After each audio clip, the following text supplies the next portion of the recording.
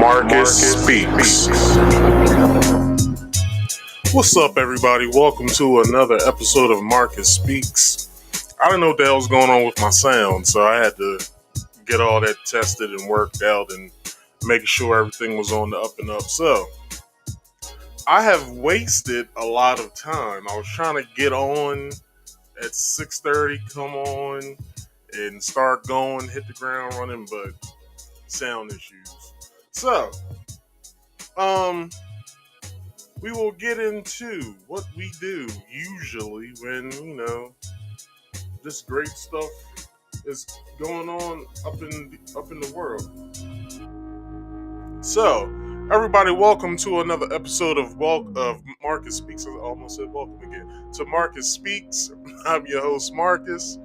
I want to thank you guys for coming through. Let me get through a few promotions, and then I'll get to the show. So on Fridays, I do a game stream called Marcus Speaks Play here on Marcus Speaks, as well as my secondary channel, Marcus Speaks Play, as well as Twitch, which is Marcus Speaks Play, and my Facebook gaming page, Marcus Speaks Podcast, which I'm going to be changing soon to Marcus Speaks Production. So the game stream and podcast can reside in the same place because I need viewership. So that's one thing I did do. I'll get to it once I get this. So if you could go over there, I'll let you guys see the description, what's in the description box. As I said, my first and second channel, Marcus Speaks and Marcus Speaks Play. Links are in the description box below. The way that you see it on the screen is exactly how it's spelled, which I believe it's all in capital letters now, but nonetheless, that's how you spell it. Alright? That's my Twitch, as I said as well. That's how you spell it exactly on the screen. I'm hiding behind the mic. I'm bringing this down. So, get at it. Get to the description box. Hit every single link. Follow and subscribe.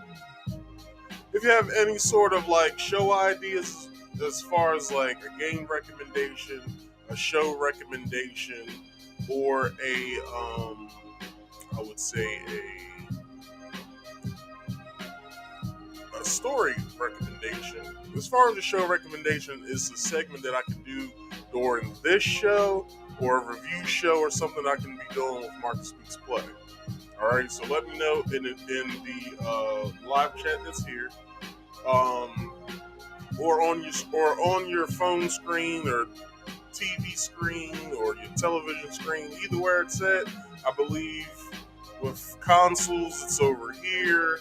On your phone it's down there, if not over here. Facebook it's over here or at the bottom. So wherever you can comment at with the live chat, comment some stuff to me. You can if you're watching a replay, you can comment as well on the in the comment section if you're watching a replay, or you can hit me up in my DMs like one of my subscribers have been doing for probably 3 weeks now, sending me a whole bunch of stuff that I can talk about. So if you want to hit me up in my DMs, the way you can follow me on social media is on Instagram at marcus.speaks.podcast, as well as Facebook at Marcus Speaks. I have a group page over there, Marcus Speaks Podcast. I'm also on Twitter at Marcus Speaks 25, username Marcus Speaks Podcast. Alright? So check those links out in the description box. Let me know. Follow me, subscribe. What you gotta do, alright? And if you could, like this video, share my channels if you can. If you're new, subscribe and hit that bell icon to all so you can get all of my notifications immediately. As well as leave me a comment or write something in the chat. Let me know that you care. Let me know that you're following along, alright? Keep the conversation going in the live chat as well. I'm using Restream.com to stream this to YouTube and Facebook. Not being paid to say this. This is not a paid subscription, a paid ad at all. I just like it. Alright? That's just what I like. So, y'all can go and visit this as well if you guys would like to do a stream. Some people use StreamYard, some people use Vid Elements, some people, whatever you like, use, but I like Restream. Alright? So, everybody, how's it going? What's going on? What's happening? Man, I missed y'all. I had a botched freaking game stream last night for the simple fact that this topic that I'm doing tonight, it took as much time. Like, I reset the time 3 times last night.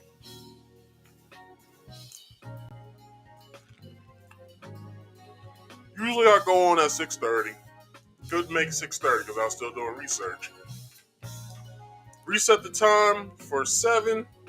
Couldn't come on at 7 because I was still doing research. Couldn't come on at 7:30 because I had to do research.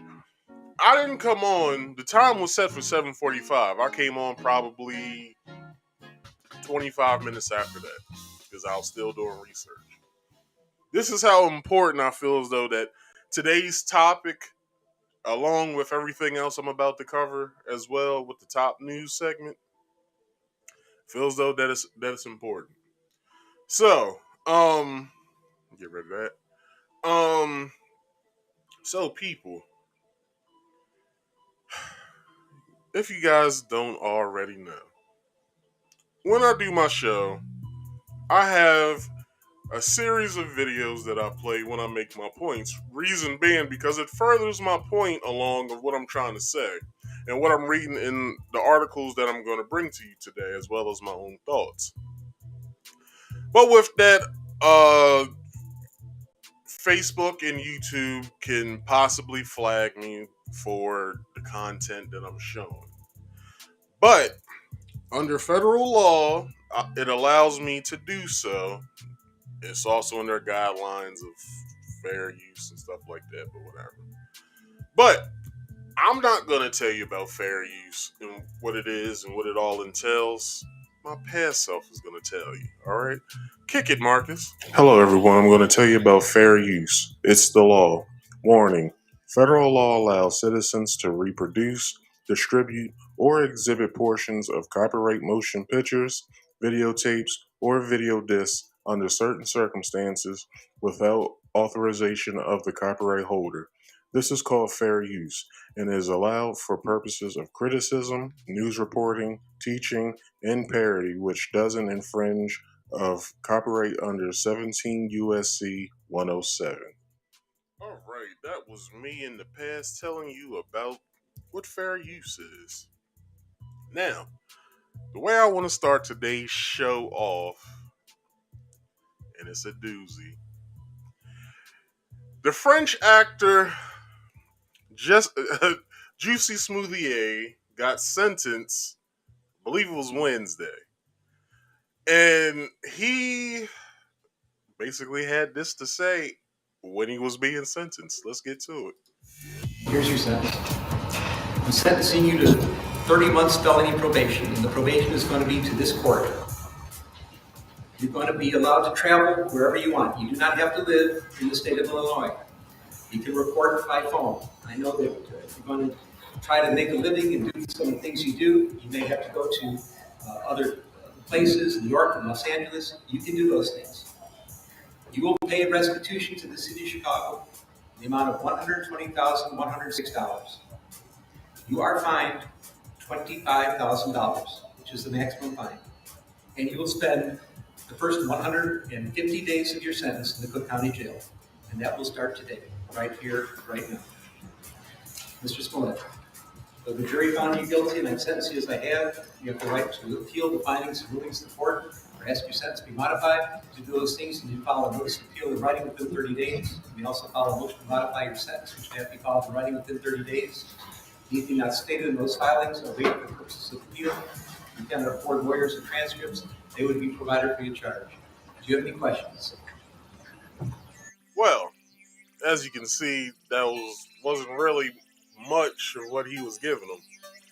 So as you can see on the prompt here, well, not the prompt, but the Chiron, Juicy gets 6 months in basically county jail, and he gets 30 days probation.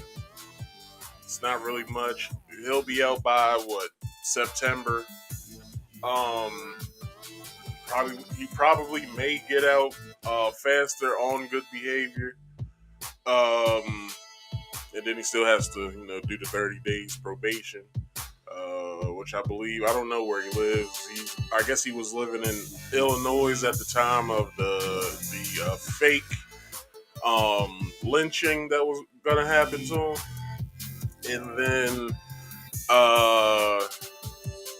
well, it looks like the gay Tupac had this to say. No, I would just like to say to Your Honor that I'm not suicidal. That's what I would like to say. Okay. I'm not suicidal. Okay. I am not suicidal. I am innocent, and I am not suicidal. If I did this, then it means that I stuck my fist in fears. He scared the shit out of homegirl right here. Hold on, let's play that over. Your Honor, that I'm not suicidal. That's what I would like to say. Okay. I'm not suicidal. Watch. Okay. I am not suicidal. I am innocent, and I am not suicidal. If I did this, then it means that I stuck my fist in the fears of Black Americans in this country for over 400 years, and the fears of the LGBTQ community. Your Honor. What? You stuck the fist in the fears? What the hell are you talking about? Anyway, let's keep going. I respect you and I respect the jury, but I did not do this. And I am not suicidal. And if anything happens to me when I go in there, I did not do it to myself. And you must all know that. They got ways of making it look like you did it to yourself. Come on now. They're professionals. All right? I respect you, Your Honor. I respect your decision. Jail time. I am not suicidal. Okay. Mr. Uche, let me inquire, are there any post-sentencing motions you care to present right now? Yes, Judge. Yes. The defense would wish to present a motion to reconsider sentence. Here's a link. But why? That was the next video, but why?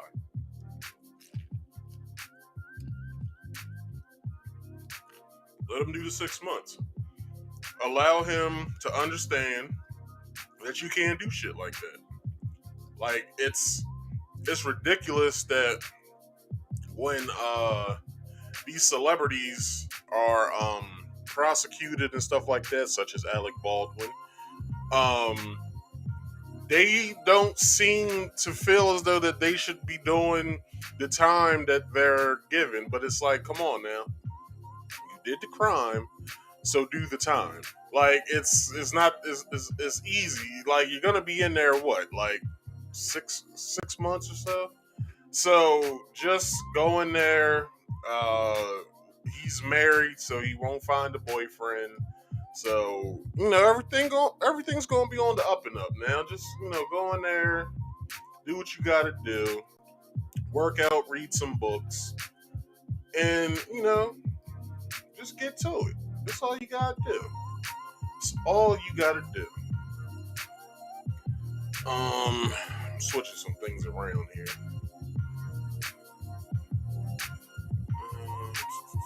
Yeah, keep it like that. I like it like that. But yeah,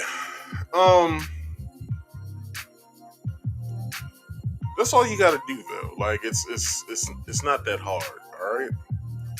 Just go in there. You'll be in county. You might find, a fling for the 6 months. Just let your husband know. You might get conjugal visits, but you might, be able to see all your loved ones. Just make sure you tell your sister Journey I said hi. All right. Just make sure you tell your sister Journey I said hi. I've been in love with that damn girl since I've been like 5 years old. I remember when I used to watch Full House, because she was Michelle's friend on the show. Her and Taj Murray. They were Michelle's friends in the show, and I used to always like watching the show just in case if I saw whatever Journey's name was in the show. I can't remember. And then I like seeing her when she was in Eve's Bayou. I loved that movie when I was growing up because Journey was in the movie. So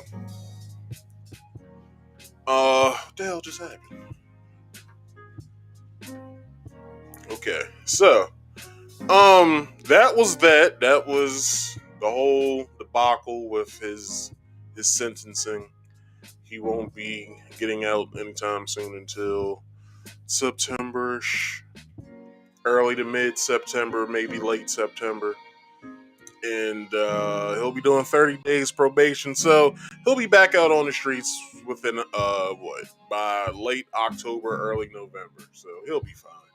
He'll be fine. He'll find work pretty soon, so it doesn't matter. So,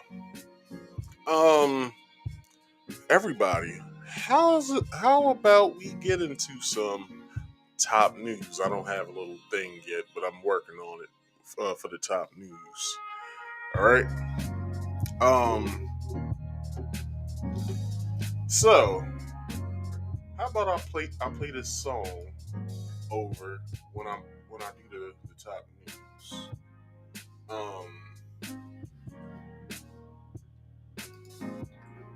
Let me play this song over. So top news, everybody.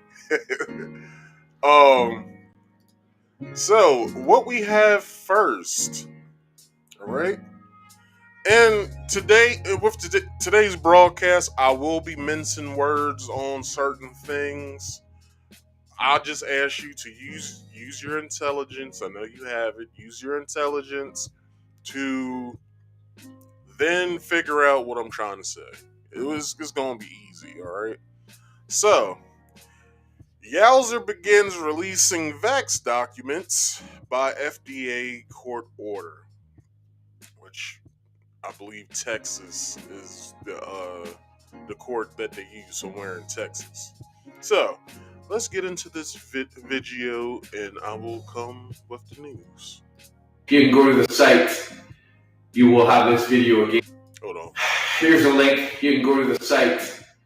You will have this video again if you want to watch the whole video. But underneath this video on this link will be the documentation I'm speaking of. Turn this thing down a little bit. Pfizer had requested that the trial data was suppressed and not released in the courts until 2075.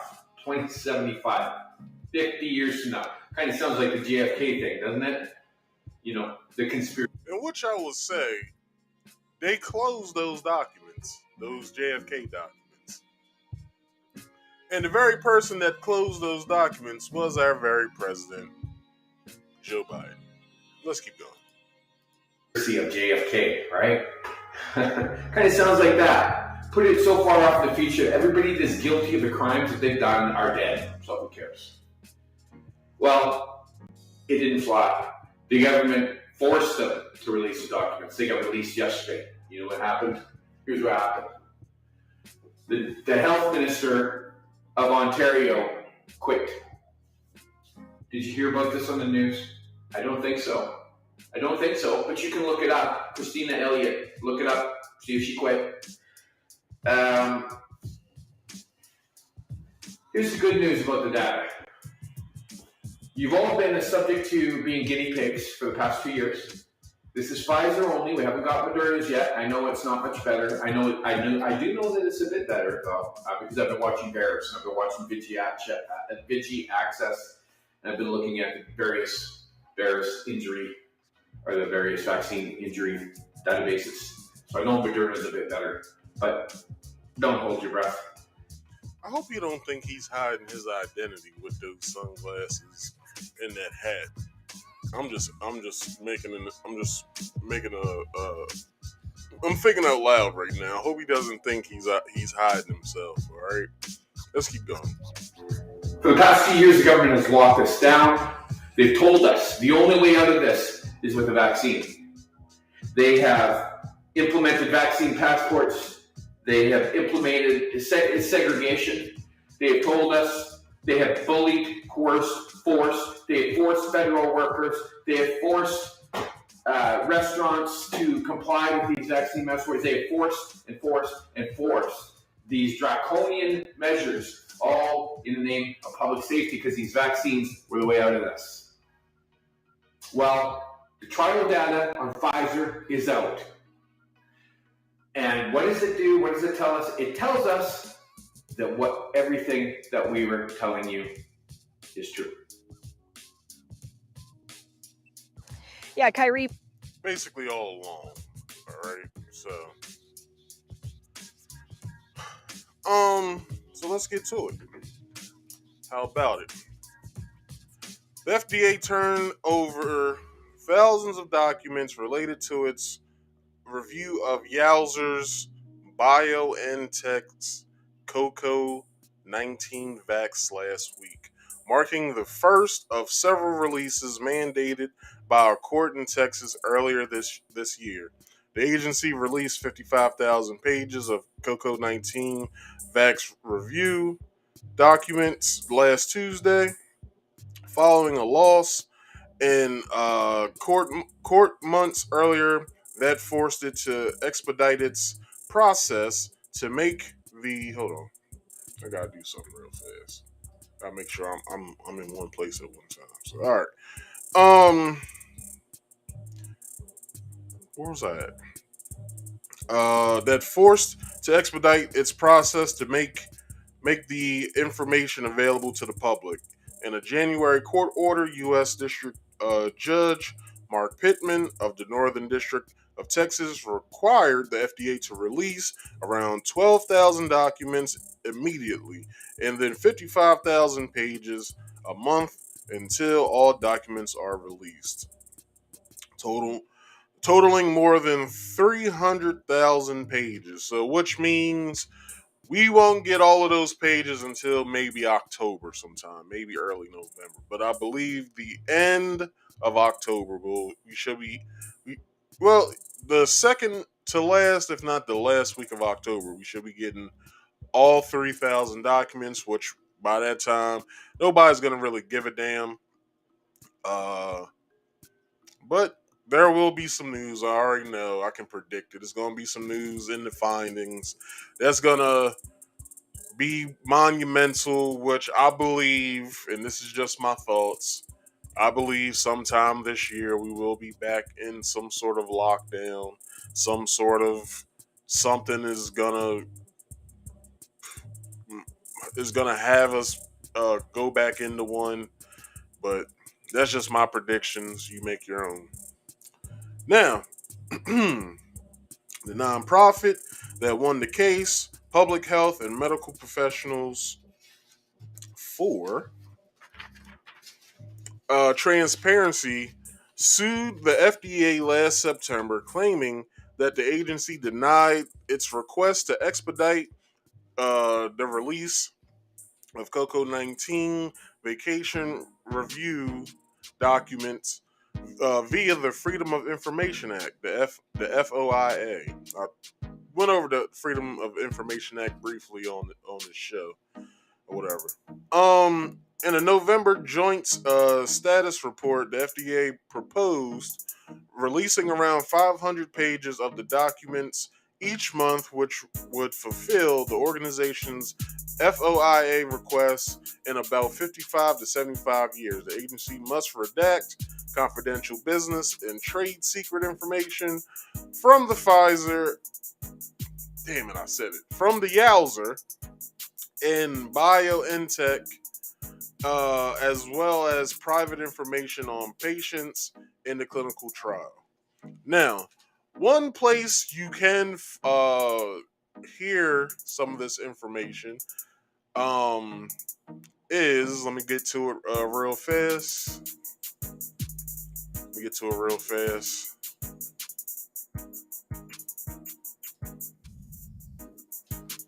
So, everybody, at the bottom of the screen, this very video, the one that I'm popping in and out of, this one right here, named 9 pages from the YouTube channel Hotep Jesus.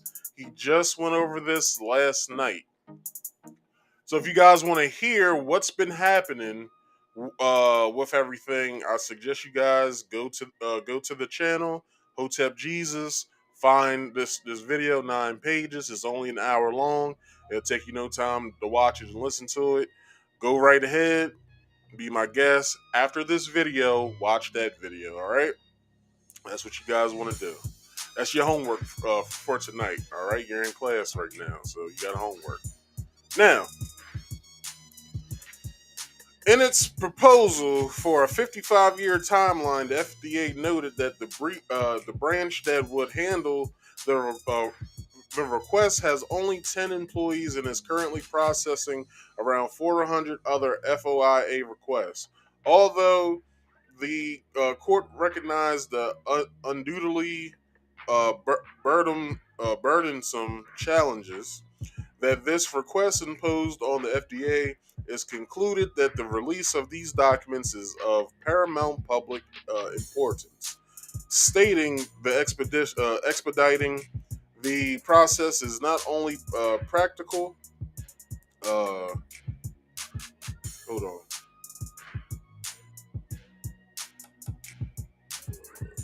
Practicable, sorry. Not only practicable, but necessary. Both the FDA and the nonprofit will submit a joint status report by April 1st, 2022. Hold on. All right. Where am I at? Detailing the progress of the request.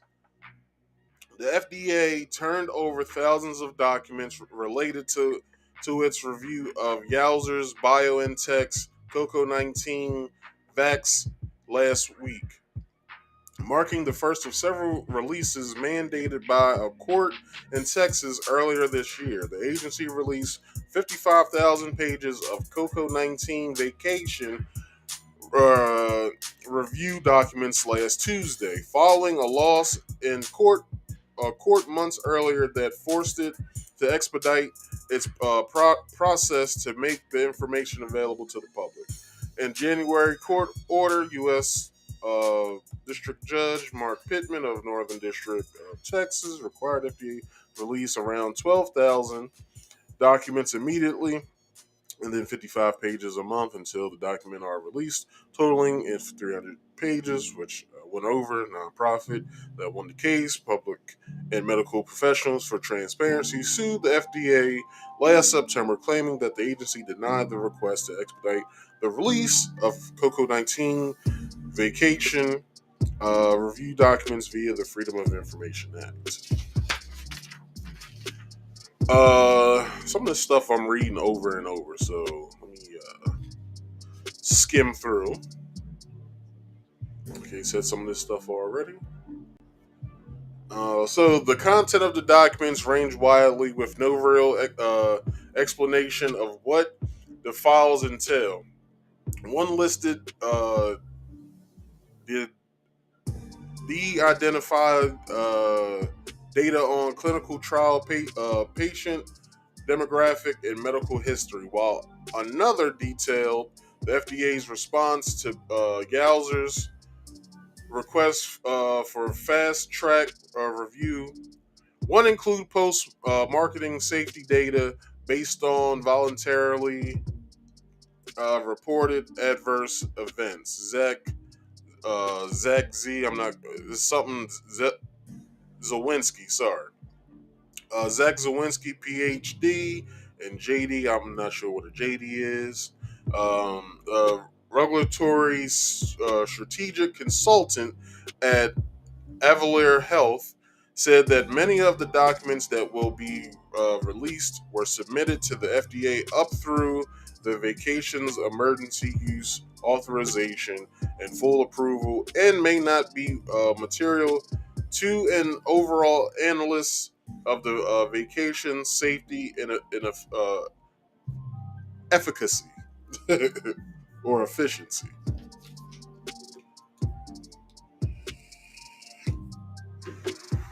Let me get a drink.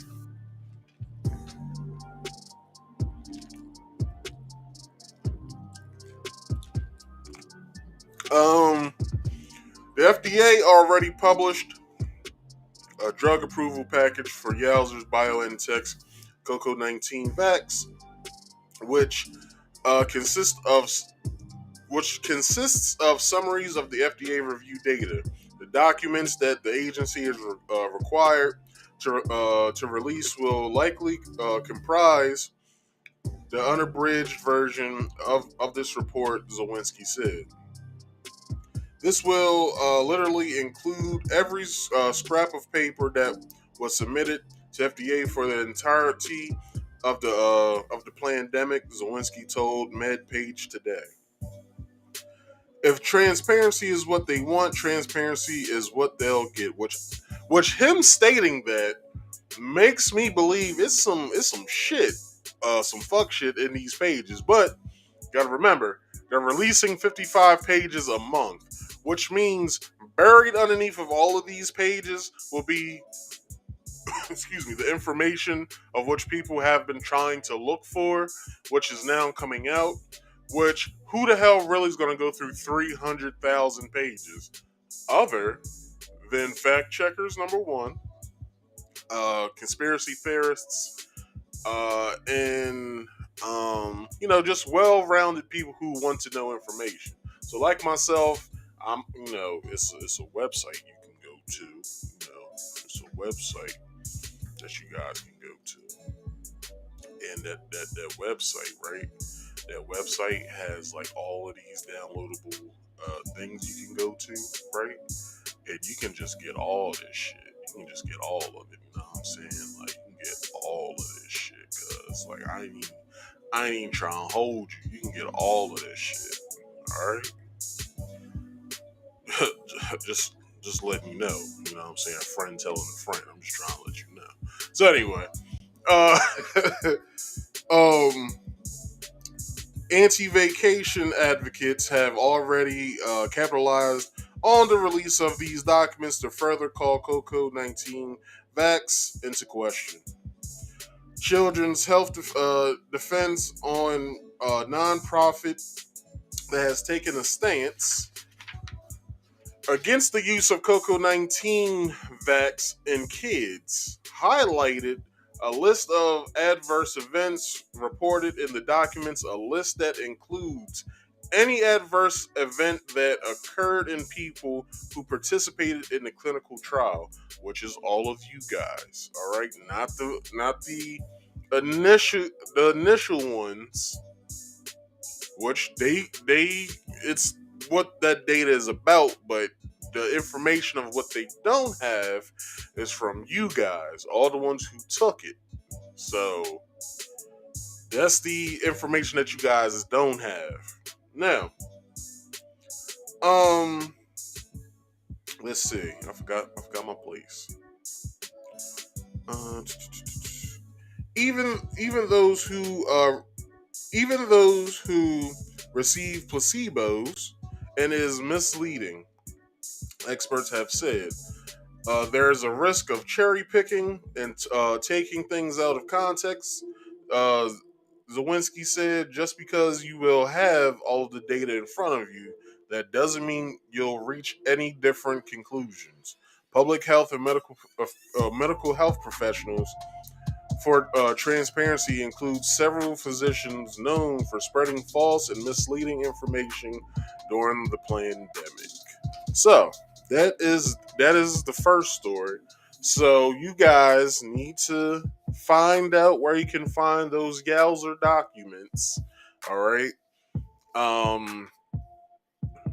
After the show, if you stay after, let's say, stay after 5 minutes, refresh the page after that 5 minutes, I should have that information in the description box. All right.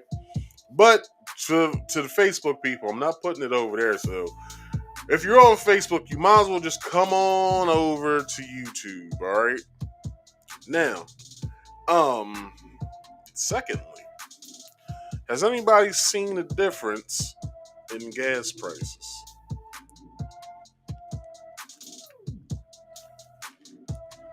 I hear a lot of yeses out there.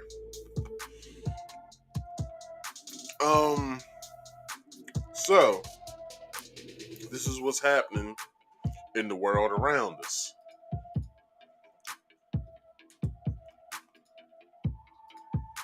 Yeah, Kyrie, many of those drivers say they are tightening up their budgets and re-examining their travel plans, all to really adjust for those rising prices, many of which we have not seen in nearly 14 years. The numbers keep going up. I use my car for a lot of things, so it's just crazy right now. Yep. We saw at least $3.79 for regular gas. That's with the car wash, up to $5.19. Shit, I don't know where that what was that? Three what? 379 was that was the price. Yesterday's price is not today's price. All right? That's not what I saw on Friday when I got gas. The price you see right there on the pump, which I pay for 87, which is low grade, is $4.29. That's which I believe during the day it's 10 cents higher than what it is at night.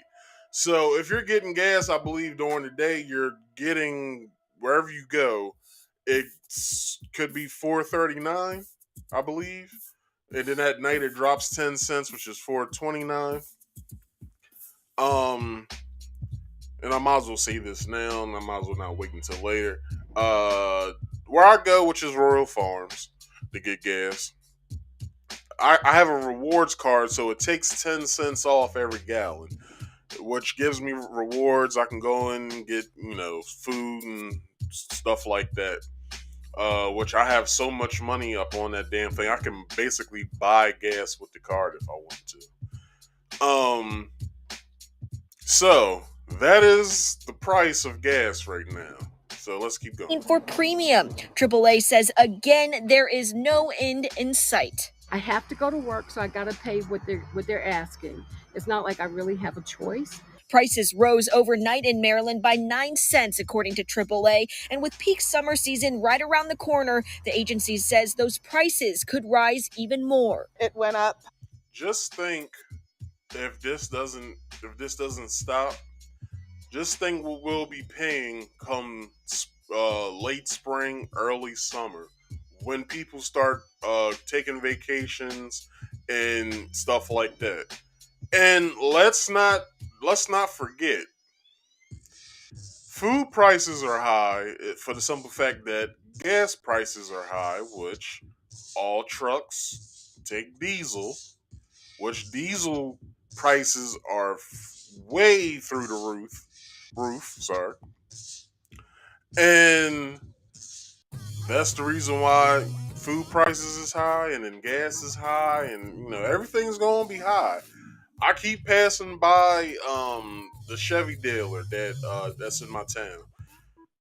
They don't have cars out there for the simple fact that the chips are the computer chips that they put in the cars aren't you can't use them. What the hell am I saying here? The reason why that the cars aren't out there is because they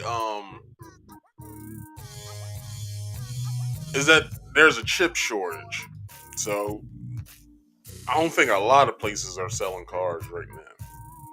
Now, with this gas price thing, from what has been said, the reason why gas is so high is because we get gas, or let's say fuel, from overseas, mainly from Russia, and we have sanctions on Russia, which we'll be dipping into our fuel reserves in no time. Just remember the pipeline thing that happened, where people were going so crazy that they were getting tarps, putting it in the beds of their trucks, and filling their trucks up with gas. The beds of their trucks up with gas. Why they would do that, I have no idea, because it's basically a hazard. And man, just think. I can't wait to see what happens during the summertime. I can't wait to see. Now let's keep going. fast, and it went up pretty steeply. We bumped into Baltimore City School CEO Sonia Santelises at the pump today. She says the prices have made her reconsider plans. When we go up to see family in Boston and we're wondering, should we actually be driving, or we might try something different? So no, we are thinking about it. Experts say the average in Maryland right now reaches $4.04. That's just 1 cent away from the state's recorded average back in 2008, and a few cents shy of the current national average at $4.09. It's a lot more expensive. And so it's kind of crazy. AAA says the Russian invasion in Ukraine, coupled with tight supply and more demand worldwide, have raised those prices, forcing some to rethink their driving and perspective too. There are people across the world that are worried about a lot more than just the price of gas. So in that way, I'm really thankful. And AAA does have some tips on how to save gas, of course. There are some ways, including checking your tires, making sure they're properly inflated, also avoid idling, and really just driving sensibly. And if nothing changes here, AAA says that these prices will likely last from now well into the spring. Live tonight, I'm Amy Lou, WBAL TV 11 News. All right, Amy Lou. Let me get your number because you're cute. Anyway, yeah, man, gas prices is getting a little pricey. OnlyFans girls ain't gonna just be on OnlyFans just to get money because they ain't working. They gonna be on there getting money because they need a couple gallons. Like, come on, baby, let me. Them girls gonna be like, come on, baby, let me suck your dick for 2 gallons. Girl, get out of here. So let's read now. Gas prices have spiked yet again across Maryland. According to AAA, prices went up overnight, surpassing the $4 mark in most areas. AAA said Maryland's gas prices haven't risen this high since the summer of 2008. If you guys remember that time, that was when what was that time? That was when the housing crisis happened. Not only the housing crisis, what else was going on? We were in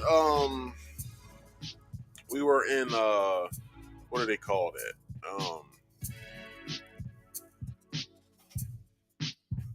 Recession.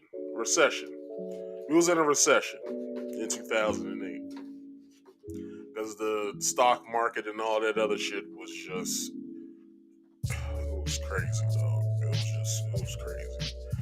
Now, drivers who spoke Sunday with 11 News said the higher gas prices have certainly been felt. Look, it's so crazy. It's so crazy now, right? Usually by this time, well, not by this time, but like around this time, like when I start the show, I'm just getting home from picking my mom up from seeing her loved one. Usually that's what would be happening. I haven't been asked since, like, I don't know, 2 weeks ago when this stuff started rising. I haven't even left the house other than going to work and back. Like, I went out today because I needed some things that I forgot yesterday when I went grocery shopping. But I made sure to make that a short trip, and I made sure I kept it in the town I live in. I did not go to Delaware and nothing. I stayed in the town I live in, and I just did shopping around here. I had to fill the taxes along with what I was paying, but I said, hell, if I can make it home and still be on the same line that I started out with, I'm fine. And that's what happened. Now, let's see. Some said they're tightening their budgets and finding ways to save on gas because gas is a necessity. Many people are worried how long the prices will last. Experts said there's certainly no relief in sight. On Saturday, the average price of a gallon of gas A regular was $3.95. That was like 2 weeks ago, if not 3 weeks ago.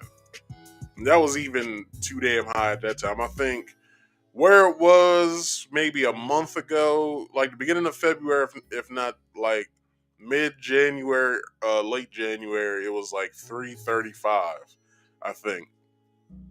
But that's when it rose because last year I think it was like 279, 279, 280, somewhere around there. By Sunday, the numbers jumped to 404. Wow. But like I said, I go to Royal Farms here in my town. We have two of them. I go to the one that's rather close to my house. And the price there is $2.29 at night. I don't know what it is during the day. It could be $2.29 during the day as well. But with my rewards card, I get a 10-cent difference, which is really not making a dent in no way, shape, or form. But with those rewards, I get to buy food or gas, I believe. But other than that, like, I'm still feeling what's happening. But in a way, I might not be really, but in a way I still am. But I'm feeling it. Like I said, I'm not going anywhere. Like, I'm sitting my ass in the house. Tomorrow, the only thing I got planned is, if you guys don't already know, I take care of fish, and I have a fish tank, planted fish tank. So showed y'all what that entails. I'm setting up another one. I'll be doing that tomorrow. Other than getting ready for the week and for the work week. But other than that, tomorrow, that's the only hobby I got going on. I don't plan on doing anything else. So, falling short of the national average of 409, we were supposed to go to DC in a week and a half on the weekend. And so we have already said we are going to take the MARC train down instead of driving, said Sonia Satilius, CEO of Baltimore City Public Schools. Oh, corruption. Who was getting gas Sunday. Now, before I continue, the average in California, I believe, in certain areas is like $7.20 some odd cent. I think I don't know if that's for regular gas, if not diesel, but I think regular gas is like 5 something, if not 6 something in California. Sorry. Man, I didn't even go over. Okay, when I finish this, I'll jump back to the last. I will jump back to the last topic, give you some more information on that, and I'll jump forward to what I got going on. So, what you guys really are paying at the pump is really an arm, a leg, if not both. That's how much you're paying at the pump, alright? Now, let me hide this. Let me take this down. That's how much y'all paying an arm and leg. Now, it's a lot more expensive, and so it's kind of crazy. However, I know I don't have a lot of control over that, and I've got to go to work, so I got to do what I got to do. But they are awfully high, said Adrian Robinson, a driver, according to AAA. The Russian invasion of Ukraine is a major factor with the increased prices. There's also increased demand that has driven numbers up. And with summer's peak driving season not too far away, increased gas prices could stay for quite some time. experts say. Gas prices are on the rise across the country, including here in Maryland. According to AAA, the average price of gas across the state is $4.09, which I don't even think that's the average right now. It's a price that surpassed the previous record set in 2008. It's hold on. It's also up nearly 50% from the same time a year ago. There's a hold on. Where am I reading that? Okay, there's a discussion about the U.S. Refusing imports from Russia. Some of the countries of Europe are saying we don't know if we want to do that, but the reality is we've shut down a lot of the financial architecture Russia uses, Barbara said. And so many users of Russian petroleum now, even if they want to use it, they can find the finances, the banks. You can buy it even if you haven't. If we haven't quit, shut it. Hold on, quiet, shut it down. Yeah, that's quiet, shut it down. Yeah, or is that quite shut it down yet? I don't know. Let me read that over. You can buy it even if we haven't quite shut it down yet. Okay, quite shut it down. Now, Barbara said relief at the pump may not be coming anytime soon. Oil companies are very quick to raise the prices and very slow to lower them, he said. The way it looks right now, the next buck or two is in the other direction, which is basically up. For drivers, they're hoping that that's not the case. I'm okay with it though, as long as it doesn't go to 514. Look, if it goes to 514, I ain't going nowhere. Which I'm pretty sure that would be just the national average, which we'll probably be paying like 540 at the pump. And if it gets to that, shit.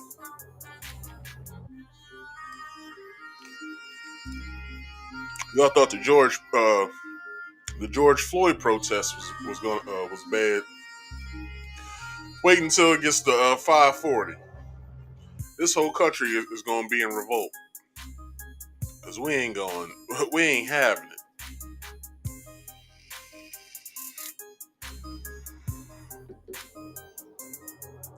If it goes to 514, we have a problem, Robinson said. We're going to spend a lot of weekends down south. Gas, aren't we? Said Jennifer Robinson. Now, look, if you guys don't remember, I think it was back in the 90s, I want to say. Gas hit an all-time high as well. And what people were doing here in Maryland, Pennsylvania, in I would say Delaware, and possibly what's above Pennsylvania and Jersey, New York. People were going to Jersey to get gas because Jersey had the lowest prices. Now, I wouldn't waste gas to get gas for the simple fact that if I go to Jersey, nearest Jersey town is Avon Grove, I believe. I'm not going all the way to Avon Grove. Alright? So I'll just have to suck it up around here, or I might just go downstate Delaware to get gas. To either Kent County, maybe Sussex County. Maybe. But that's just what it is. Let's see. Just got to go where it's cheap. The prices have some drivers in Baltimore thinking an alternative to save gas and, of course, money. I have the option to drive to work or take the metro. I drive to the metro station. It's a shorter drive. I've been taking the metro to more metro to more now. I guess it meant I've been taking the metro more now. To what the hell? This is a typo. So let me read it like this. I drive to the metro station. It's a shorter drive. I've been taking the metro more now than ever. To limit the amount of driving, said Espinal Kabbalah. I don't know how to say this last name. It's a Spanish name, so he was speaking in broken English. But anyway, that's the secondary story. Let me get back to the first story with this picture that I have. So with this is, and I should have blocked this out. Should have blocked that out. Let me see. I can't. But anyway, these are the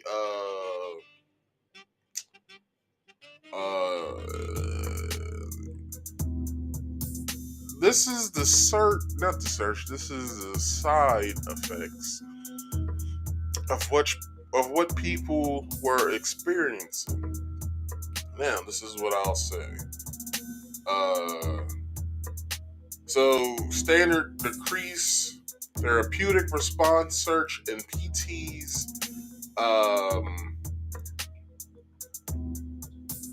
I don't know how to say that first one here, but I'll try to sound it out the best way I can. Dysnomia,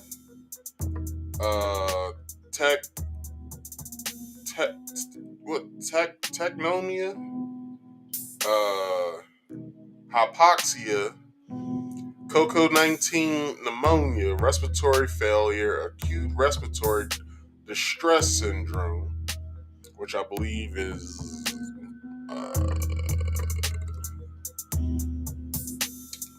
acute respiratory distress syndrome. Let's get ARDS.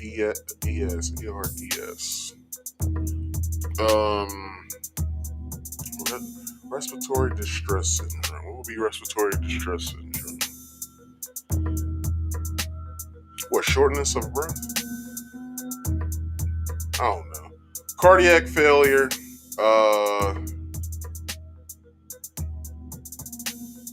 Cardiogenic shock. Let me follow. Acute myocardial infarction, which is a heart attack.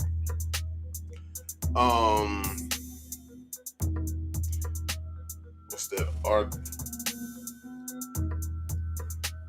Arrhythmia? I think I said that right.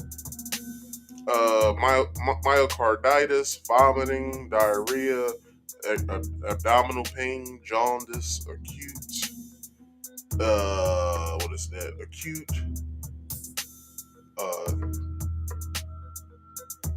Acute hepatic failure, deep vein thrombosis, which is inflammation, I believe. Pulmonary embolism, which I believe is your heart is out of rhythm. Peripheral ish. I don't know how to say this. Peripheral. Would it be something with the veins?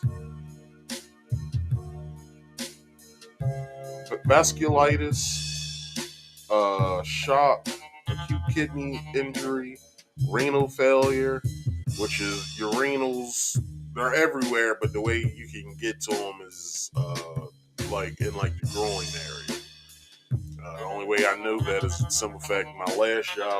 My last manufacturing job I had, we made stents for renal carotid and peripheral arteries.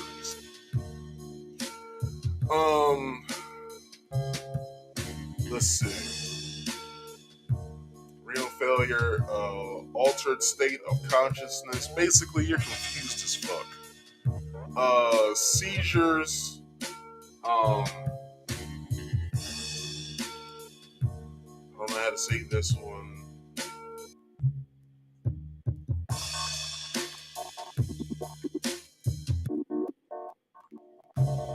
Meningitis. I don't know what that is. Cerebral vascular accident. I don't know what that is. Thrombotic topenia. I don't know what that is. Disseminated intravascular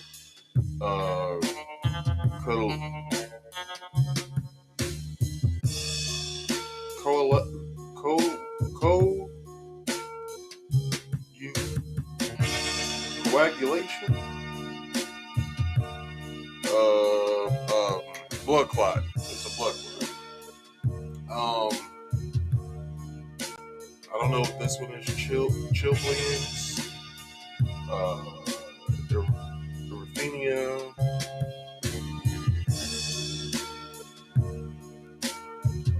Arrhythmia. Multi-organ dysfunction syndrome, multi-system inflammatory syndrome in children. So that's basically all the side effects that I wanted to give you guys today on the first story. I missed out because I didn't have it marked in my reading. So moving along with this gas thing. So this is a chart of the best times to get gas and the worst times to get gas. So I don't have Maryland up because this was a list and I had to keep scrolling down. But best times to get gas in the state of Alabama is Friday, worst is Thursday. Alaska is best time is Friday, worst is Wednesday. Arizona's best is Saturday, worst is Thursday. California, best is Sunday, worst is Wednesday, I believe. In Maryland, the best was like a Wednesday. No, Tuesday. Worst day to get gas was, I think, Friday. So I get gas Friday, so I got gas on the worst day. So it just basically gives you that. This is the chart of like what days is the best to get gas. And then this chart is which days is the worst to get gas. And then basically it just gives you the same outline or whatever. So yeah. Anyway, that was that. But let me not get off of here this part so fast. So with this next news story, this is what I want to give to y'all. D.L. Hughley had some choice words to say about Kanye's actions towards Kim during this whole her dating Skeet and how his actions have been towards her and all of this. And this is what he had to say. So let me take this down and let's play. Kanye and Kim. Sure. I felt it was kind of, in the beginning it was somewhat funny seeing him just post all this stuff about Kim and Pete Davidson and everything else like that. But as it's beginning to drag on, he's really, really terrorizing this woman online. It's never been fun. Well, he put like the Marvel posters, so I found it kind of amusing. There's definitely a comedy slant to what he was doing at one point, but then it's like, all right, you're telling people to, they want to beat up Pete Davidson, got him in a chokehold. He's reposting all these text messages. It's like 20 posts a day. I just never. The difference between him and the other dude that get restraining orders on them is hundreds of millions of dollars. Right, because he bought a house across the street from her house. Listen.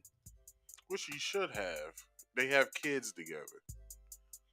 If they live in a nice part of wherever they live, Calabasas or wherever the hell she's living, or where they're living, why give up, the area of where they go to school, they, play, friends and stuff like that. Keep it all in house. No pun intended, but keep it all in house. And I would say that the move across the street was a bit much. I would have found a house somewhere close to where they could still be in the same district to go to school at. But, it's Kanye we talking about. Now, let's keep going. I think that I've watched too many times where things like that happen and a woman or somebody's not believed and then things escalate. Yeah. He is stalking her. You could think it's cute. If it was my daughter, I'd do something about it. I don't think it's funny. I think that you can't. I thought at a point in time your daughters weren't talking to you. Now, I understand that they are now, but I believe at a certain point never mind. At a beat so good that you get to do these things. And society laughs it off because they say, well, she showed her ass all the time and he's this and he's that and that. At a certain point, it is not unusual for men like that. The difference between him and a restraining order is about 20 hits and a couple of $100 million. I just don't think it's funny. I think that Kanye wouldn't get no pussy at all if he didn't write no hits. You know that. Like, he's not the kind of dude. He don't like, he counts on the shit that this mystique. Right. And in the end, she got just as much bread as she did. Yeah. And why talk to him? Pete Davidson is a scribe. Like, I don't get what the point is of threatening him. Like, if you threatening the dude that's fucking your woman, all he gonna do is fuck her harder. like all he gonna do is tell you. And she chose him, obviously. It's enough. Now I feel he's not forcing himself on this woman. And here's what else. She divorced Kanye. Now, that is true. But we gotta look at Kanye's actions a few years before they divorced. Now, you gotta remember, Kanye moved away from Kim. That's number one. He moved to all places. I gotta bring this up on the map. I forgot what state he moved to, but I believe it was Utah he moved to. Let's see. Zoom out.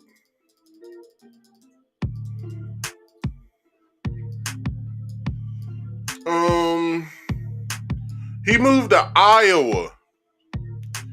What the hell is in Iowa that he moved to Iowa? Now I could see if he moved to like Colorado, or if you moved to or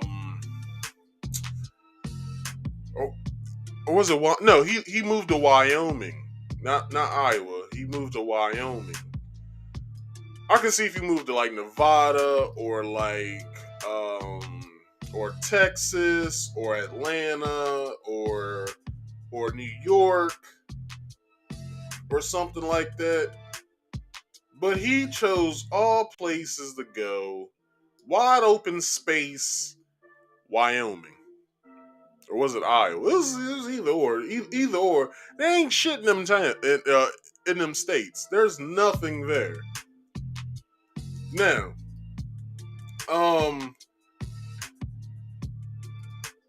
but yeah, your boy chose to go to frickin' of all places to go. He chose to go.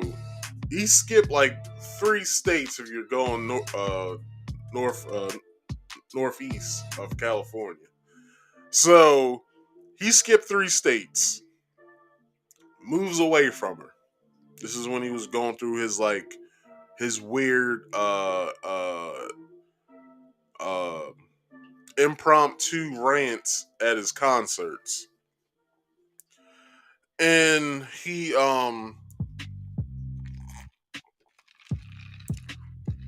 although you saw Kim trying to mend the relationship, keeping up appearances with him and everything, but I said this in a show of mine, and the show was called, let me see, what was the show called?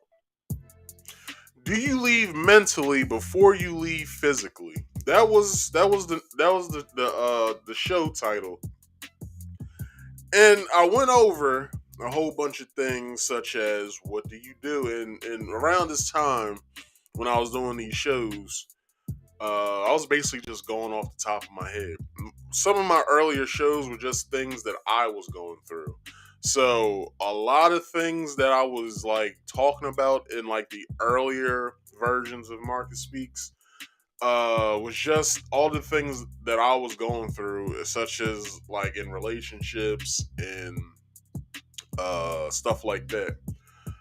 So like all of the disembodied voice episodes, which is like the first, I don't know, probably 20 or so episodes. It was just me. You see a picture, and I'll just be talking, throughout it, saying and a lot, which I kind of do now, sort of, but not really. So you just did it there. But yeah, he basically, in my personal opinion, he left mentally first, and then he probably couldn't come up with he didn't really have the balls. These freaking Ukrainian bots, aka these Russian bots, just stop. All right, you're just going to get timed out, and I'm going to do this. I'm gonna flag your ass. So let's see. Let me flag you.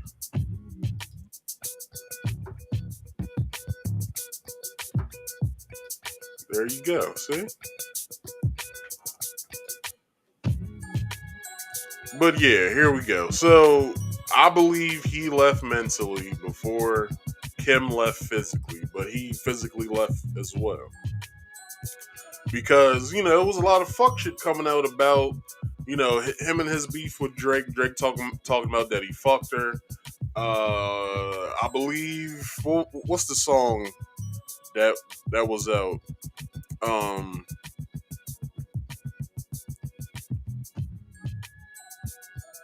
I forgot what that song is called, but it's basically it's Drake, and he's like, I'm rolling through your city, don't see you, and all this other bullshit. Got your girl sitting next to me, and all whatever the hell he was saying in the song.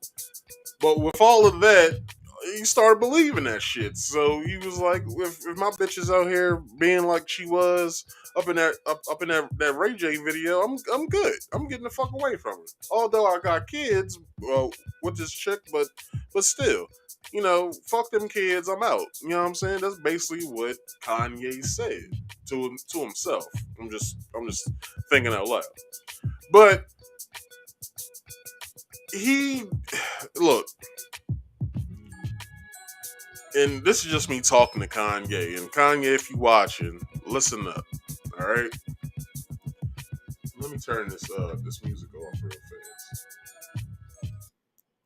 Kanye, you can't turn a hoe into a housewife.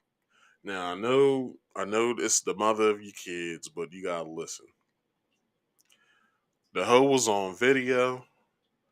The hoe basically was fucking every single athlete that she could. Then she moved over.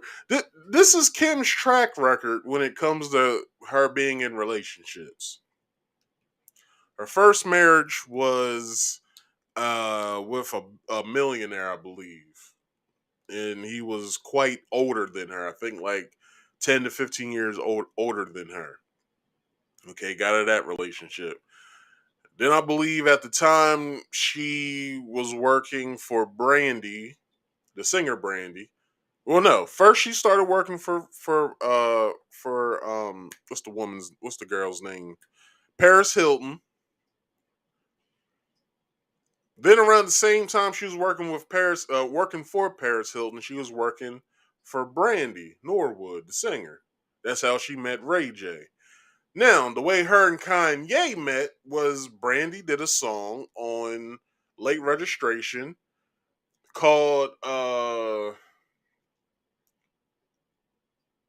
let me I gotta bring up that album. Hold on. How would I search that from here?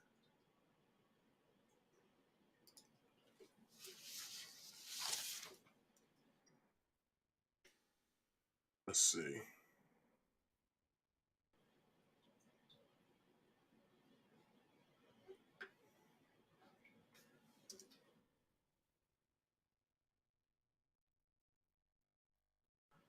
So, late registration. That's not the one. Okay, it is "Bring Me Down." When he did the song with Brandy, "Bring Me Down," I'm pretty sure, you know, not Brandy. Kim was Brandy's assistant at the time, so I'm pretty sure that not Brandy, but Kim was in studio sessions with Brandy to assist her doing things, getting things for her, stuff like that. Kanye probably met her at the time and became friends with her because at the time he was single because him and his ex girlfriend had broke up because she cheated on him,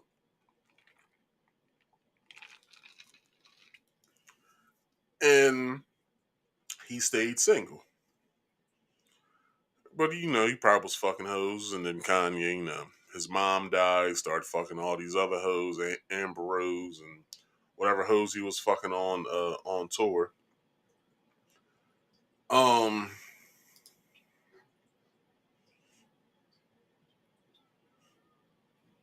damn, I've been lost where this playlist is now.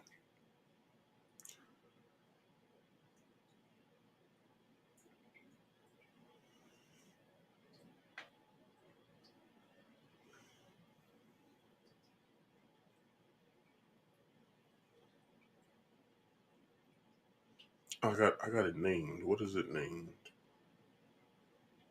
Um, there we go. Live stream playlist. Now, with that, like I said, that's how they met. That's how they met essentially. That's just what I'm getting myself. That's how they met. Now, from there, him and Kim became friends. They stayed friends. So at the time, Kim Kardashian and Keeping Up with the Kardashians was blowing up. So Kim was dating. Oh, I was getting into Kim's dating life. So far as what we know, she was married to a millionaire. It was her first marriage. Second, then she got she probably was dating or whatever.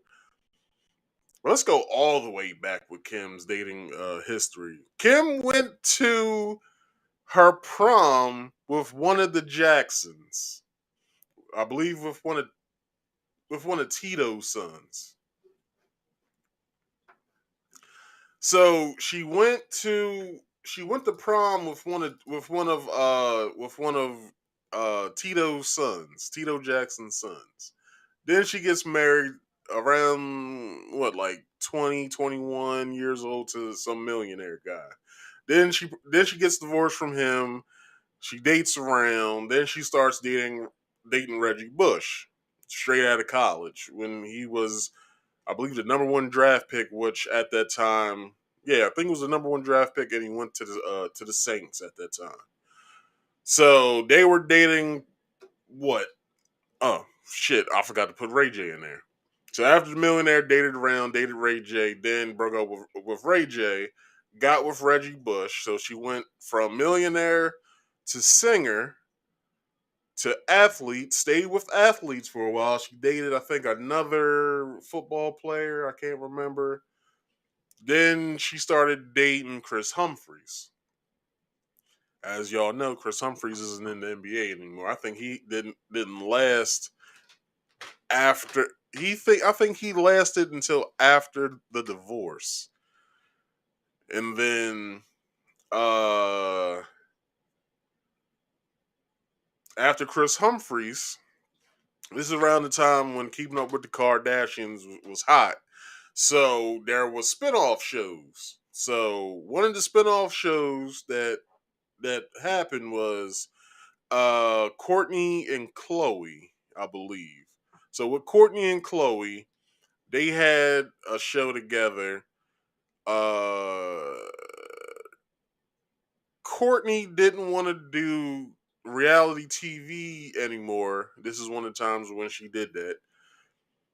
Then I guess Chloe asked Kim to tag along. Then the show became the second season, if not the third season of that show, became Chloe and Kim, or Kim and Chloe, or something like that. This is the same show where Terrence J kissed Chloe. If y'all didn't know that. So in that show, when they're in New York setting up a dash, because that's essentially what the show was about, was them setting up dashes around around certain cities like Miami, New York, and somewhere else I can't remember.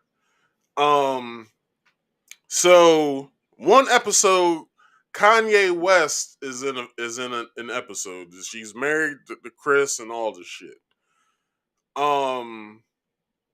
So Kanye stops by, checks out the space that they got for their store.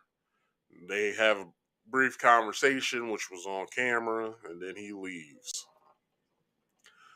Then we find out when Chris and Kim is going through their divorce that Kim and Kanye got together. This is after, he went up on stage and told Taylor Swift that your video was alright, but Beyonce had the greatest video of all time. And this is after him dating Amber Rose and whatever the other whore he was with. And then him and Kim start dating, and then maybe a year and a half, if not 2 years into their relationship, they get married. All right, that's the timeline. That's their dating timeline. Kanye's dating timeline. We don't know who he dated, but we know the one girl he was with when he came into the industry. They broke up because she cheated on him. He probably was fucking around, got with Amber Rose, then got with somebody else. I forgot the other girl's name. And then him and Kim gets together. And then, they live their happy ever after until now. He leaves California, moves to Wyoming, and on some farm, and then, she's chasing after him like, come on, you gotta come back to us, come on, and all this other bullshit. And then they're divorced, which is now. So she starts dating Skeet. Now, this is just my personal opinion.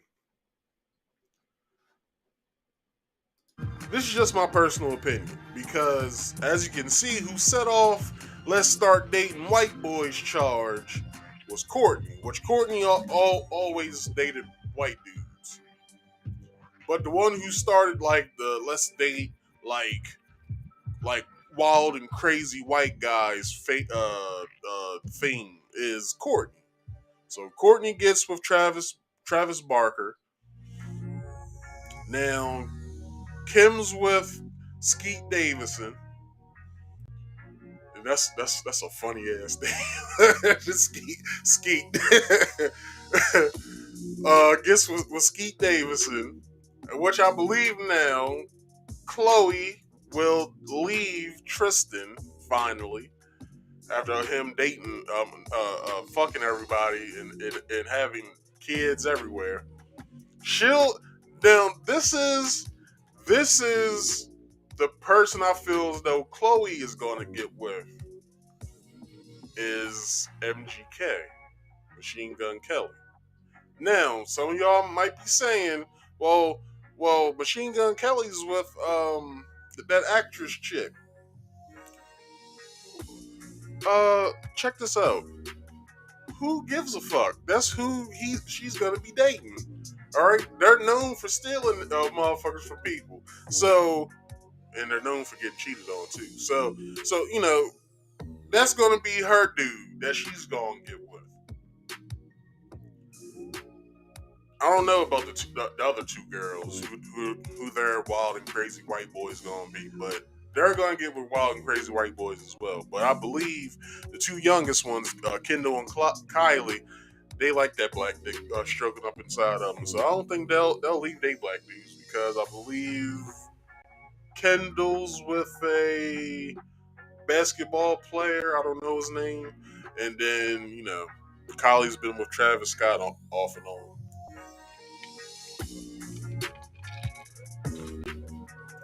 And that's the whole thing. Now, let's see what else DL had to say. She said, "I've had enough." And who with 4 kids? At a that must have been a point, very long decision because it's like there's 4 kids involved. Well, 4 kids when you on public assistance is a lot different than 4 kids when you got $500 million. Right. But at any point, I think any woman wants to have her nuclear family together. And I think that when a woman, like, look, you talking to a dude that's been married 37 years, and I know my woman has had enough of me at times, right? You also cheated on her a whole bunch of times. So I'll get to that later. I get it. I understand that. And I would want my family. I understand that too. But if you want your family, stop doing the shit you did that made her leave. Right, which is what you're doing more of. How about take your medicine? Just you know what? all that wild shit you was doing that got her, be different. I'm gonna be normal. I'm just gonna take my medicine and see the fucking world right and stop doing the crazy shit that exhausted her. That's it. At a certain point, when you get in your 40s, when a woman gets in her 40s and you get in your 40s, all that shit that was fun is exhausting. Yeah, but you gotta remember, they're celebrities, so they try to find the fountain of youth, whatever that is. Kim's done that with all the spirit cooking bullshit that she goes to, the vampire facials. What else does she do? Whatever her health regimen is and her workout regimen is, if she does that. Which I heard she's getting a butt reduction, from what I heard. I guess Skeet can reach all the way in there with that big ass. So I guess she has to make some adjustments. So, yeah. So let's keep going. Oh shit! I didn't mean to do that. Fucking, you know what? How about that? Be normal. I'm gonna be a dude that takes care of my family, that has a good time with my woman, that drop my kids off, and I can do all my crazy shit on the album. You can't threaten the motherfucker then drop off a truckload. But then you do all your crazy shit on the road. Just asking. Roses and think that's okay. You had that, that apartment in New York. And, just saying, DL, this is all your words I'm using. So, if you ever try to do anything, I'm just using your words. So let's get into it. DL Hughley has slammed Kanye West for his numerous Instagram posts and comments directed at ex-wife Kim Kardashian and her partner Skeet Davison, aka Pete Davidson. Kardashian, 41. I thought she was older than 41. I thought she was like 43 by now, I believe, because Kanye's 45, if not 46, I believe. Well, 44, 45, 46, I believe. But anyway, was on Wednesday's declared legally single Wednesday. Days after stating in court documents that officially ending their marriage was necessary in order for rapper and designer Kanye West, 44, like I said, to accept that our marital relationship is over. In the hours that followed the court ruling, West unveiled the video to his new track, Easy, which depicted him kidnapping and burying a claymation representation of comedian Skeet Davidson, which is age 28. Oh, so she's a cougar right now. But hold on, Skeet, you fucking up. You fucking up. You don't go in with a cougar, and this is me talking from experience because I've dealt with numerous cougars. You don't go into dating a 41-year-old cougar because Kim's boxes beat the fuck up. Alright, I'm sorry. Kanye, sorry. Skeet, I'm really not sorry because I'm talking to you. But Kim's box looks like balled up homework right now. And you eating that shit and all that, and you got all the history is in there, past abortions. I'm playing around because I don't know if she's had abortions. So allegedly doesn't work because, as you can see, Tasha K got went through court. So I'm just speculating that she's had abortions. So yeah. Pete, you don't go into this cougar catching game with a 41-year-old. You got to start fresh, and when I mean fresh, I mean damn near out the game. You got to hit a 35-year-old, 34 to 35. All right, that's good. That's good cougaring right there. All right, from 34 to 35. I met one of my cougars when she was 38. No, 30. Yeah, she was 38, about to be 39. Box was, it was loose, but it did the job for what it could do. Hey, how you doing? And we had fun for the time being, but like I said, the box was used, so just like a used car, you gotta get rid of it after a year. So I got rid of it. That's all I'm saying. So Skeet, the next time you start dating a cougar, start between the ages of 34 to 35. That's a good start off point. You're not ready for a 41-year-old because you're not ready for how that box feels. Alright? Just saying. And y'all stop laughing out there. I know y'all out there laughing. Y'all quit laughing. I'm just trying to give him good game right now. Just stop all the laughter. Alright? I'm trying to give Skeet some good game here. Because you don't go after a 41-year-old cougar. That's like cougaring when you're like, when you a cub, you trying to. That's a cougar that you're in a relationship with, a 41-year-old. That's not a cougar that you start out with. Nah, that's bad cougaring right there, especially with Kim. But like I said, 34 to 35 is a good starting point. The box ain't that beat up yet. It's a little loose, but it's okay. But other than that, Skeet, I think you're doing a bang up job. Your show sucks, but you're doing a bang up job.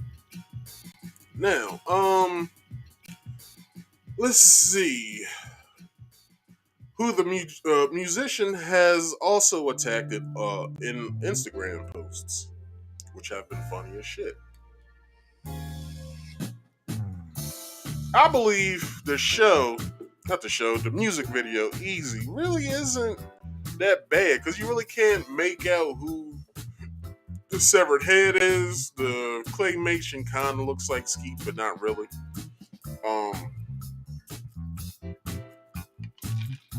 But other than that, I think the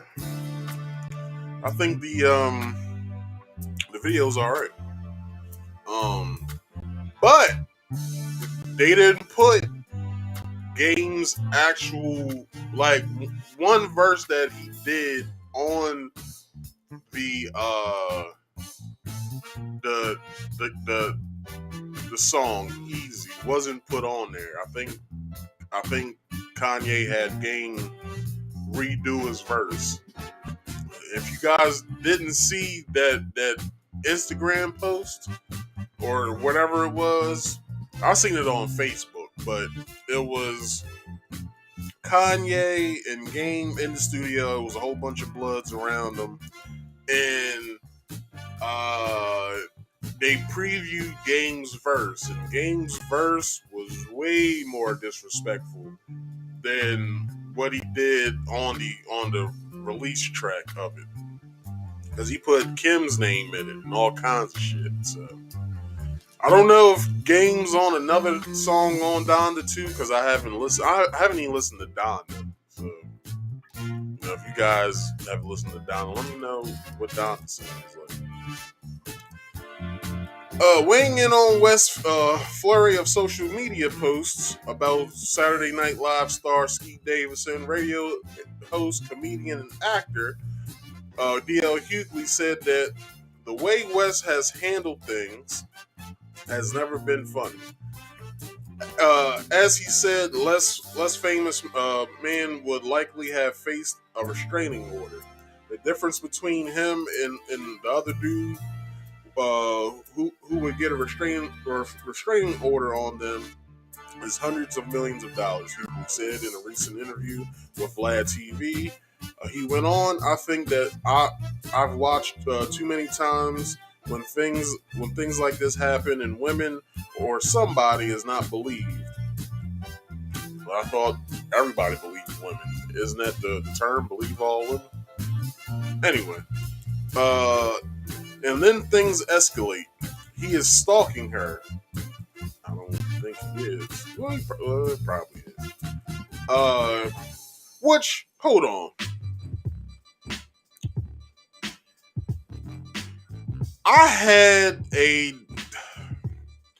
I saw this girl that I know on Instagram post some foolishness about Kanye's actions. Now, I'm not saying that Kanye's actions are on the up and up. All I'm saying is that with what she wrote, let me see if I can bring it up. I won't show it like to protect her name and everything, but I will bring up what was said. Let's see.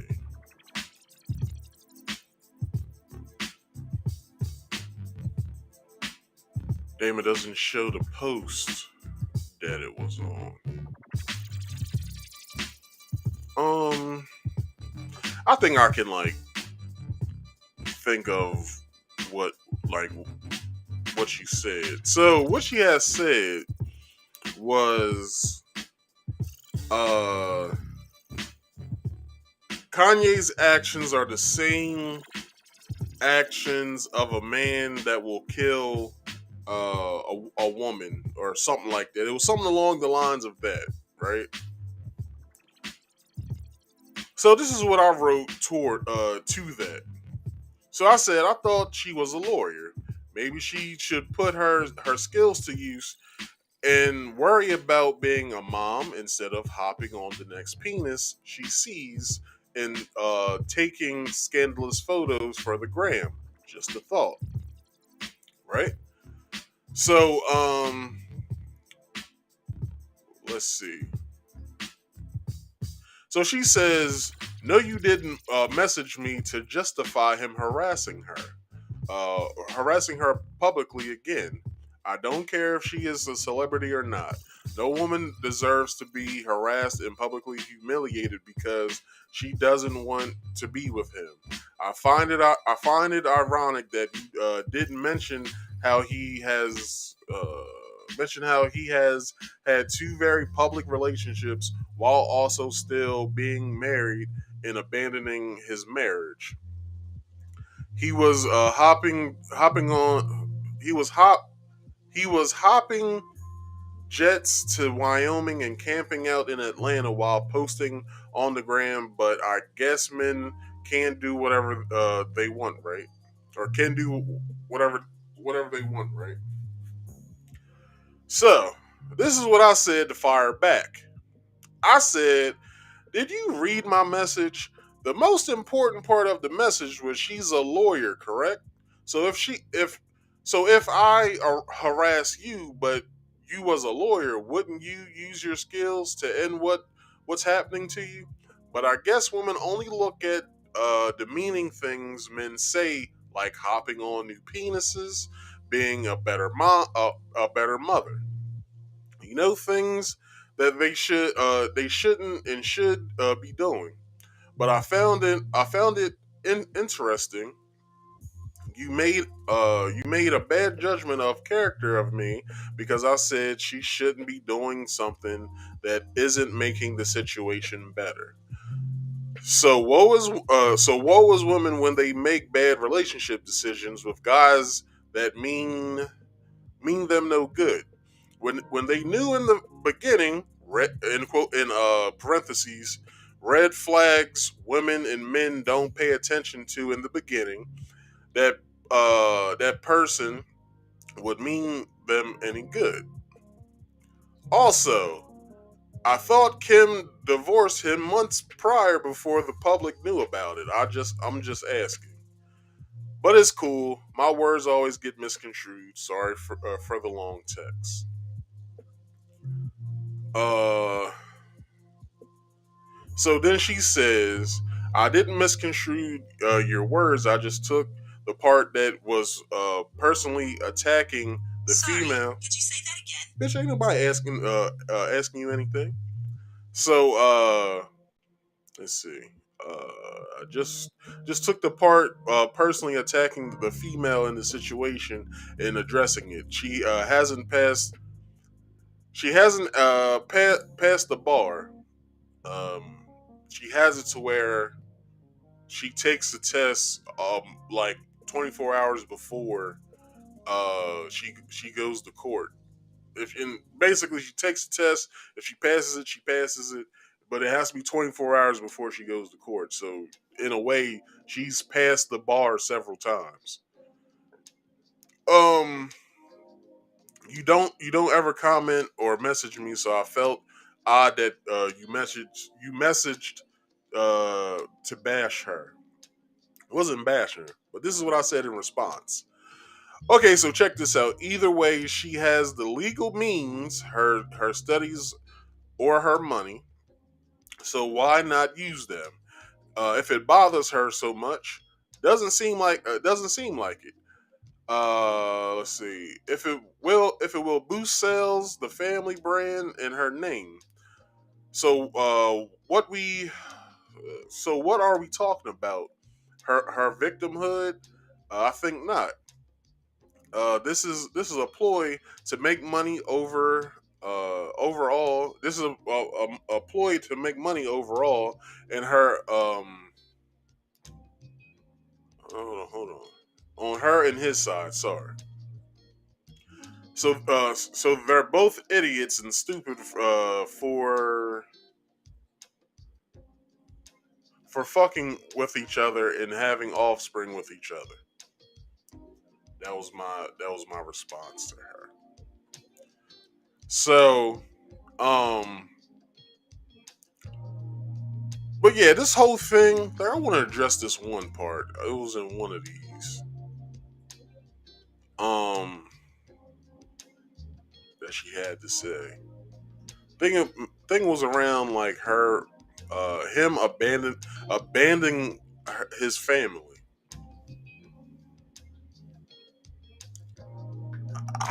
Hey, look, I I think that and this may be a little fucked up, but I think it was a good idea for him to get the fuck away from her. That's just personally what I think. I think it was a good thing that he got the fuck away from her. Because for all the shit that she's into, these spirit cooking dinners and this witchcraft shit that, you know, essentially of what it is, like I would get the fuck away from her as well, knowing the mental state that I'm in. I don't need to be around that type of shit. And we all know When Kanye went crazy, it was after his mother died. That's when Kanye stopped being the Kanye that we like so much. He's this new Kanye. So, it's not his fault that he was so close to his mother that then his mental state alters. Because we already thought something was wrong with, y'all thought something was wrong. I didn't think anything was wrong with him. Y'all thought something was wrong with him when he first came out. With College Dropout. Everybody thought something was wrong because y'all would talk shit like he's too arrogant of somebody, like who does he think he is, and blah blah blah. It's like, look, if you believe in yourself that much, this is what I was saying back in high school. Look, he believes in himself. I don't blame him. That's just what I feel. Okay, let's continue. You can think it's cute if it was. You can think it's cute if it was my daughter. I do something about it.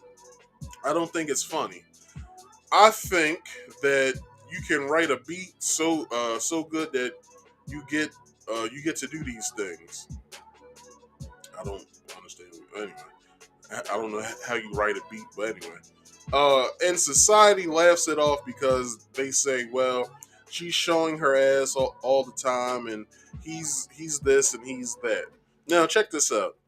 Didn't I defend her, sort of, when I said I was really answering a story that was posted, but when you answer a story, it goes straight to your DMs. I don't understand why, but I basically said she has the legal means, her skills, if not her money. So why didn't she try to do something about this before everything got out of hand? Like, that's my whole issue. Like, she moved out of the house, number one, moved into a new house. He moved across the street from her. That's when she should have been like, you know what, fuck this. Let me get this restraining order and blah, blah, blah, blah, blah. Because at that time, he's basically following you. So why not do anything then? But, no one like I said in the thing, in the DM, a lot of people misconstrued what the hell I say. A lot of people misconstrued what I said. But I said what I said. And it took her this long to get all this shit done. So let's keep going.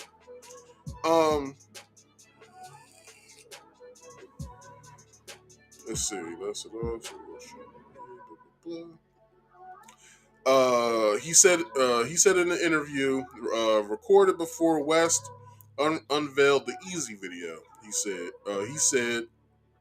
DL says the difference between him and a restraining order is about 20 hits and $200 million. I just don't think it's funny. While Kardashian has complained about West's Instagram posts and court documents related to their divorce, at no time has she referred to his behavior as stalking, nor has she sought a restraining order. Which this is the fucked up part. Kanye had to call, I believe, Tristan Thompson where his own daughter's birthday party was. Like, who keeps that sort of information? No, I understand they was going through a divorce and stuff like that. So maybe Kim thought, well, since we're not together, I'll throw you a birthday party, and then Daddy can throw you a birthday party. But you gotta remember, they were still married considerably, as they hadn't been divorced yet. And what father doesn't deserve to know where his daughter's birthday party is? Like, this is when we start getting into men's rights and how men has basically no rights when it comes to children. You can look that shit up. Men have entirely no rights when it comes to children. So whatever men get in the courtroom when they're being dealt with when it comes to child support, custody, and stuff like that, you can just throw all that shit out of the window. A woman has to show that she is unfit to raise children in order for a father who gives a damn about his children, in order to get his children and to have his children. But, everybody glosses over that point. Let's keep going. In his interview, former CNN host D.L. Hughley also suggested that West would be a lot less popular with women had it not been for his musical success and subsequent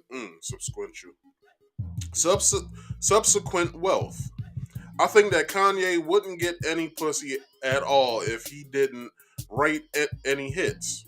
But you gotta remember, DL, he was a producer before becoming, he was a rapper and a producer before becoming a famous rapper and producer. But he was producing hits for Jay-Z, Harlem World, Cameron, He was basically everybody on the rock. He was producing hits for. You name it, he's worked with them. Ludacris, The Game, all these people. Now, I think I said that already. He counts on this mystique, and in the end, Kim has got to just as much. Kim has just as much bread as Kanye does. Turning his attention to West's Instagram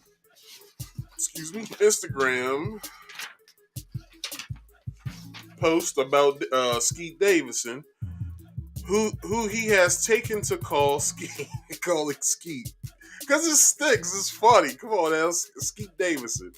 In his attacks on the comedian, Hughley said, "I don't get what the point is of threatening him." West, who shares 4 children with Kardashian, has spoken publicly on a number of occasions about wanting his family back together.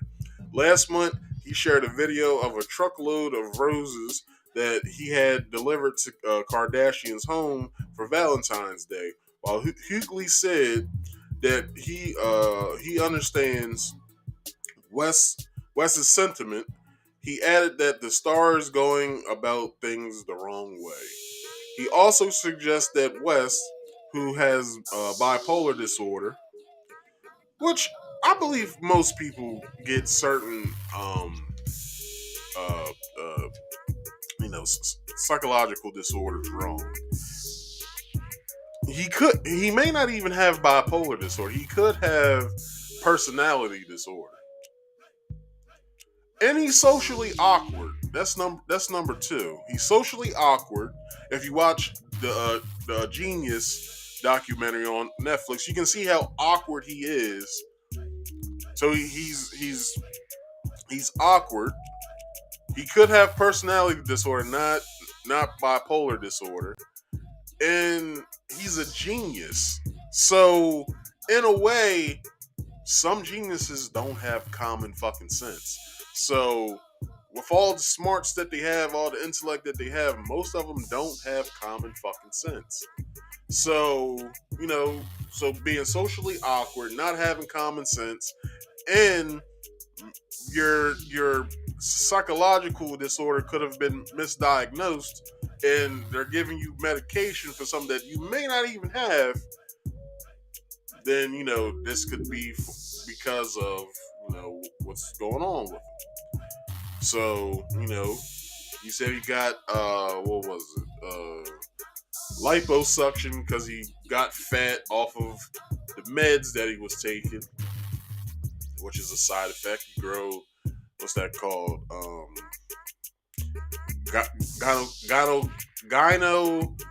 Gynecomastia or pomastia, something like that. It was when men grow breasts, either from,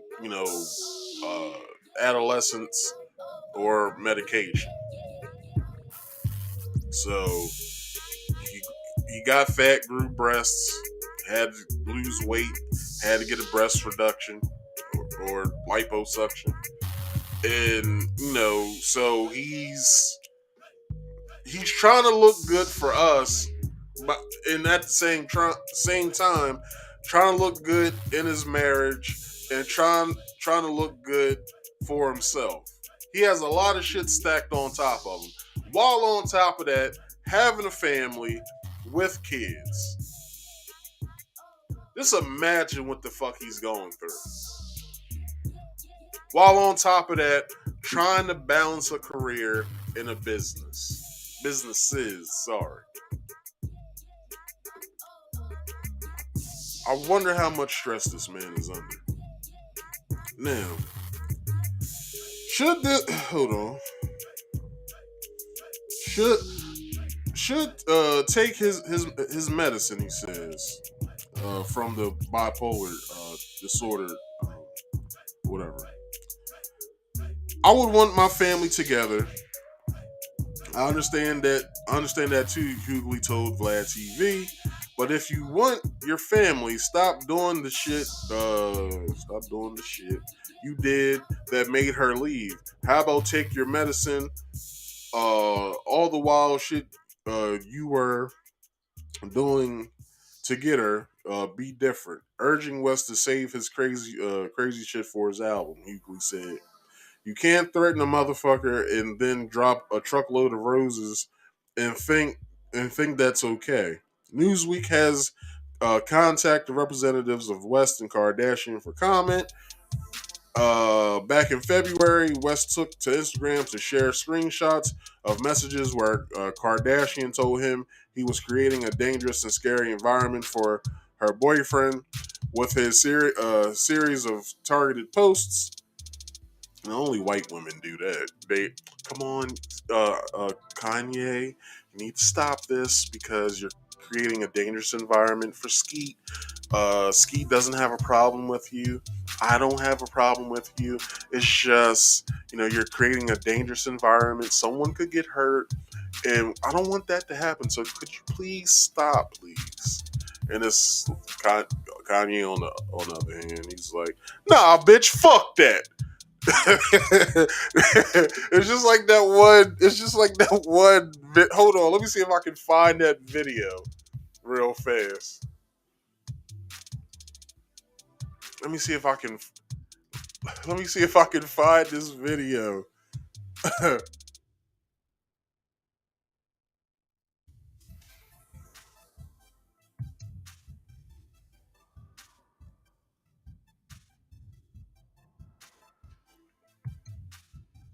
Here it goes right here.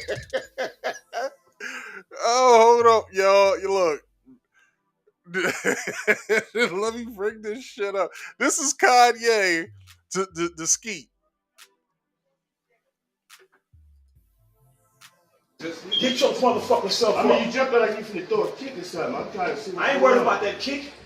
I'm worried about that. Look at me, homie. I cut my hair not too long ago. My name Legend. They call me New York. I know who the fuck you are, nigga. That don't mean shit to me. This is my motherfucking woman. This is my house. You see this picture still here? This is my mama and my aunt, nigga. Everything in here, me, nigga. Rick Legend, Master Chief, motherfucker. 6-star, concrete motherfucking general. Everything in here, Rick, me, nigga. You prepared to die for that pussy? I am.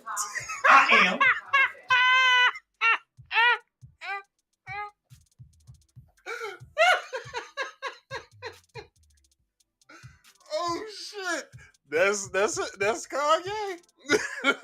That's Kanye.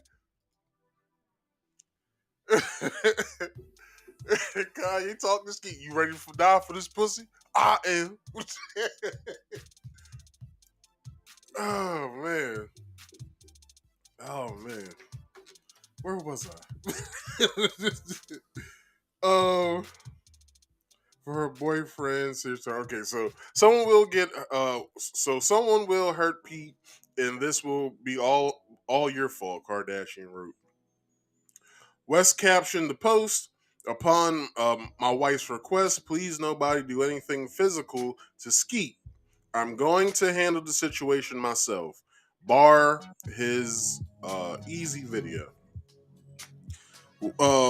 West has deleted all of his Instagram posts referencing Kardashian and Davison. On February 15th, he issued a public apology to Kardashian on the platform as he conceded that his previous actions came off as harassing her. I'm working on my communication, he wrote. I can benefit from a team of creative professionals, organizers, mobilizers, and community leaders.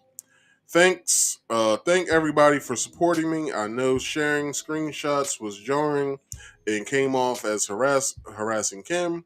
I took accountability. I'm still learning in real time. I don't have all the answers.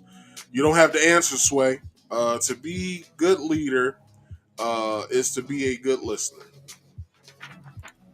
So in her court filing last month, Kardashian said of West, Kanye has been putting a lot of misinformation regarding our private matters and co-parenting on social media, which has created emotional distress.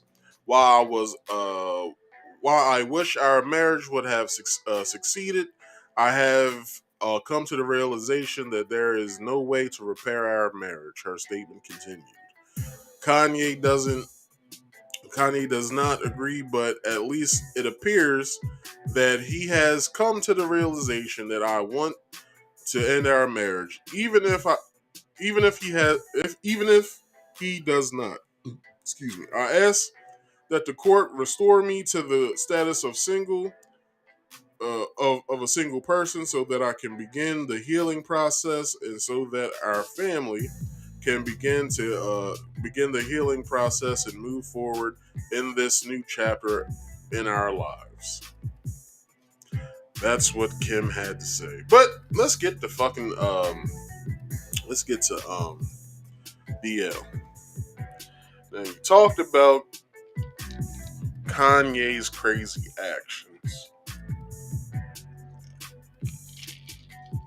Isn't that the pot calling the kettle black? Now, from your words, sir, and I know a lot of y'all saying, Marcus, why are you about to attack a black man? Because it's much juicier than what the hell it seems. Now, DL Hughley, in his own words on interviews, has stated that he has cheated on his wife several times. So much so to where he almost, well, I think he does. No, he doesn't. He did, where he almost had a child. Well, no, he did have a child out of wedlock. It wouldn't be wedlock, it would be cheating. It would be wedlock for the woman. So, had a child out of wedlock. So, basically, his child that he did have before it died by the hands of the woman's boyfriend. This is his words, not mine. The boyfriend killed the child because he found out whose baby it was. But before then, when he would go back and forth to New York, he had an apartment in New York. His wife, no, the woman flew herself and the baby to LA for his wife to meet and kids. The wife consoled the woman, and they went on with their lives or whatever. But then after that, the baby died by the hands of the woman's boyfriend. Now, I wouldn't have spoke too soon, DL. Now, I know it seems like I'm using this information against DL, but he's also using Kanye's disorders and whatever is going on with him against him. So, brother to brother, because you try to do the whole, my brother's keeper shit. This is me doing the same to you. Stop cheating on your wife. This is a brother talking to you because the shit is disgusting. And black men don't cheat. So, how about you take your same words and use them in your life? Now, everybody, This is what I want to do real fast. I would like to take a quick break. And when I mean quick, I mean like 5 to 10 minutes. So if you could, get yourself something to drink, do some laundry if you have to, and do whatever you gotta do. I'll be right back in 5 to 10 minutes. Really 5, but I'll be back.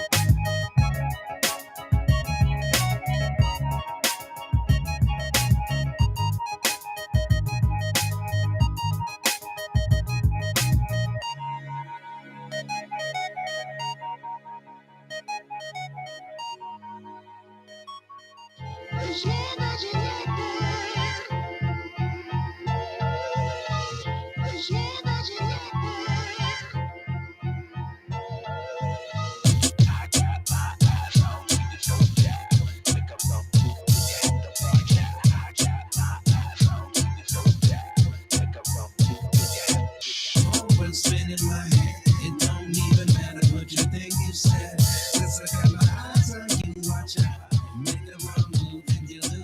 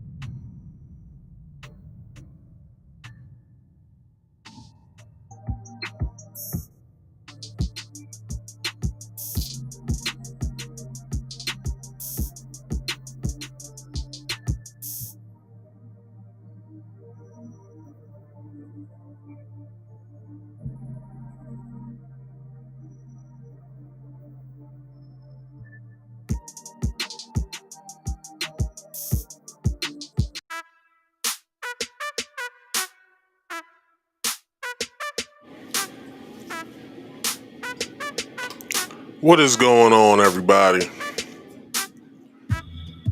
All right, so if you guys are still here, thank you.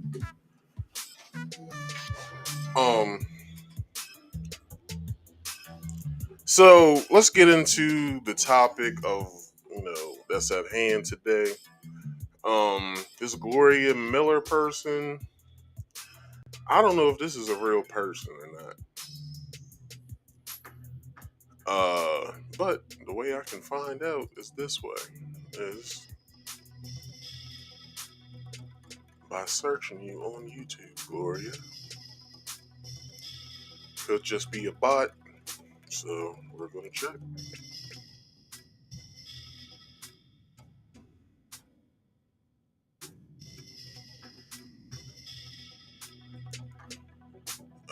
Let's filter this out the channel.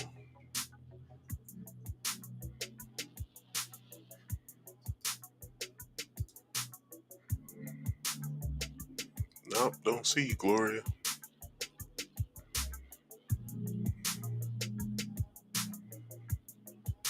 No, yeah, you're a bot.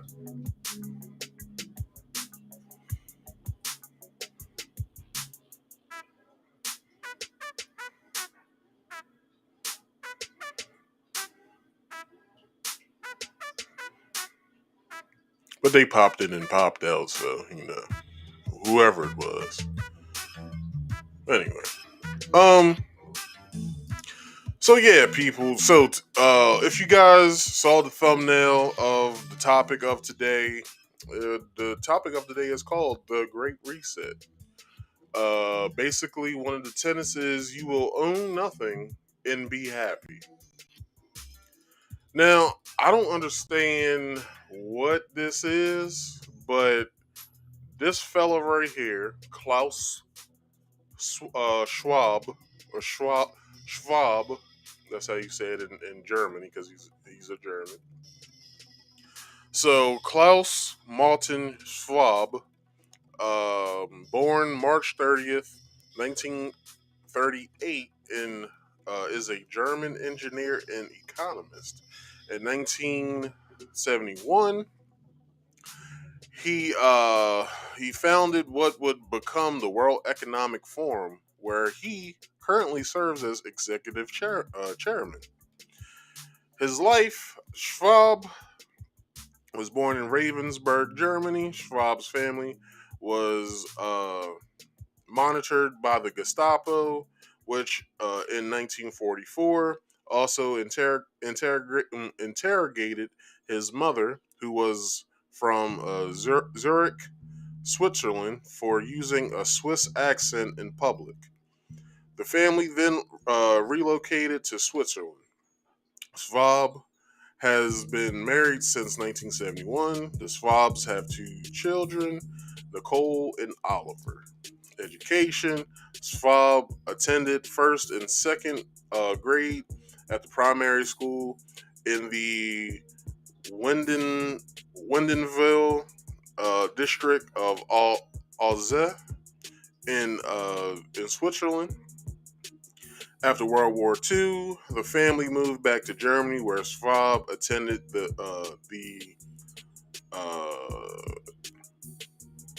Spahn Gymnasium in Ravensburg until the Obiter in 1957. In 1961, he graduated as a mechanical engineer from Swiss Federal Institute of Technology in Zurich, which awarded him a doctorate in engineering.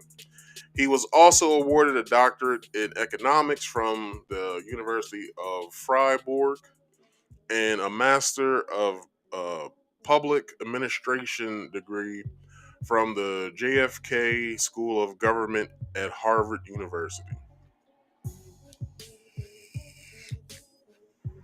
Career.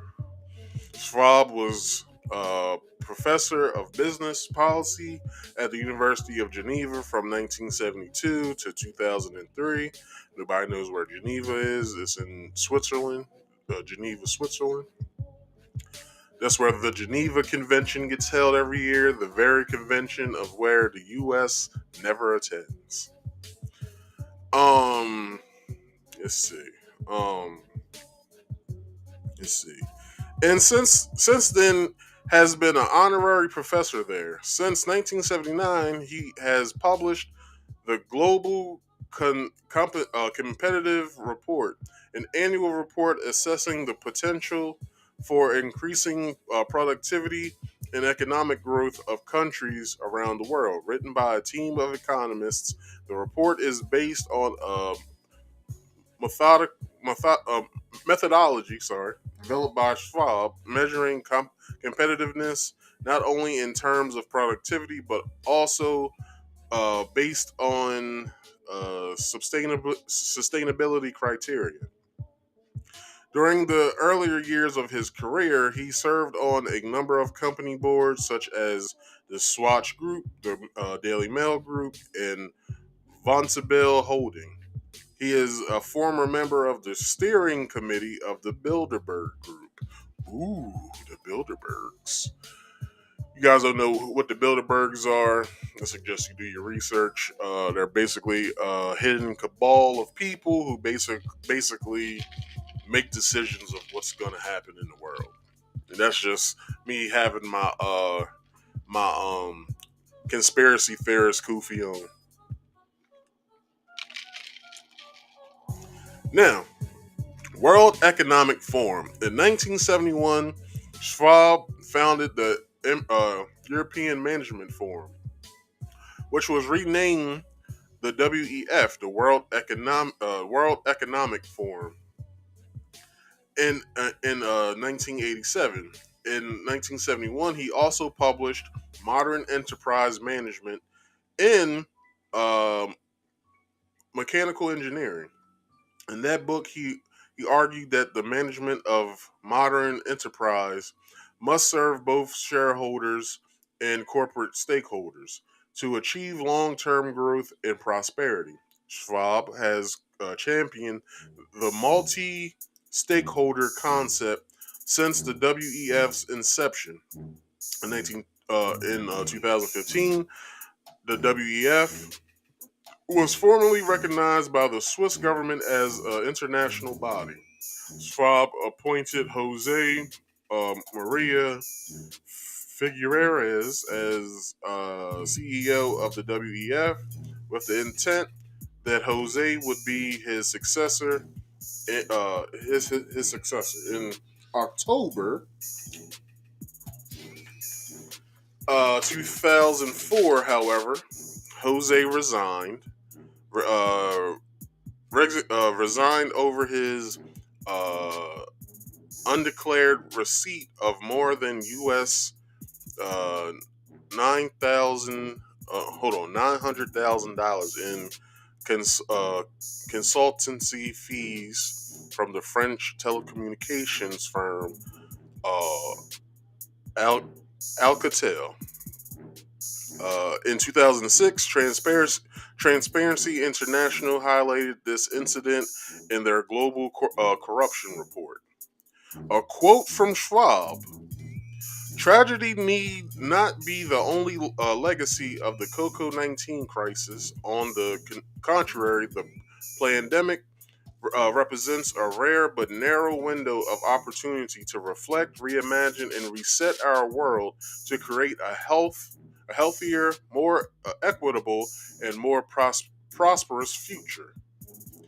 Now, this is the future of what he believes we should have. Let's take it.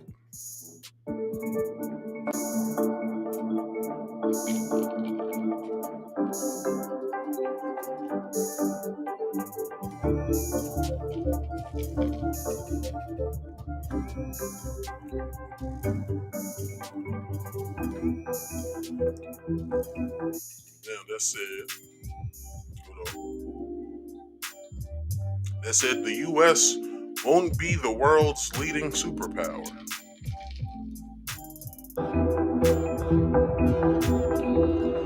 A handful of countries will dominate. You won't die waiting for an organ donor.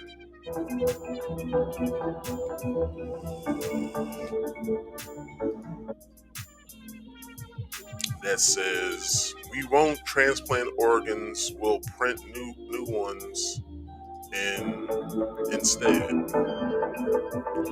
you'll eat much less meat. An occasional treat, not a staple for the good of the environment or our health. Which is false because us eating meat is much better for the environment than what we think. Um, um,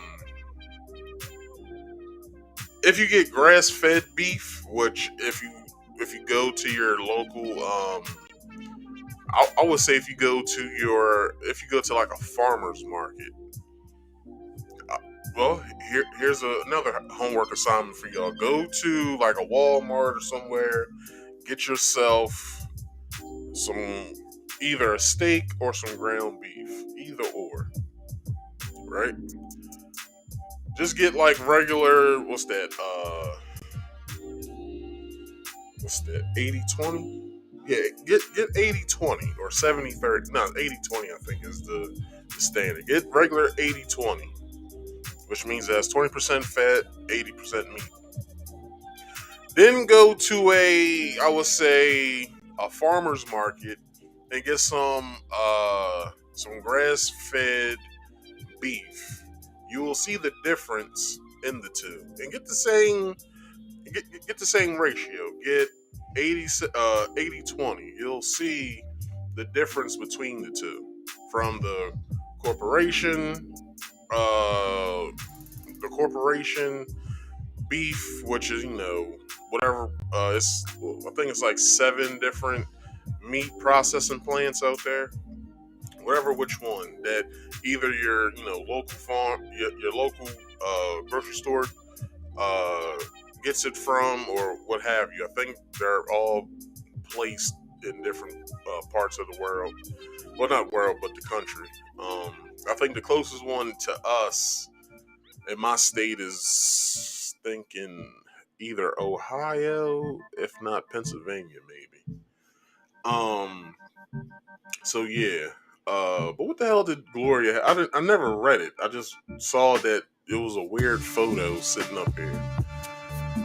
She said to achieve world government, it is necessary to remove from the minds of men their individualism, loyalty to family traditions, nationally patriotism, and religious dogmas. Brooke Adams, UN. Okay, cool. But I still think that you're a bot, so okay, let's keep going.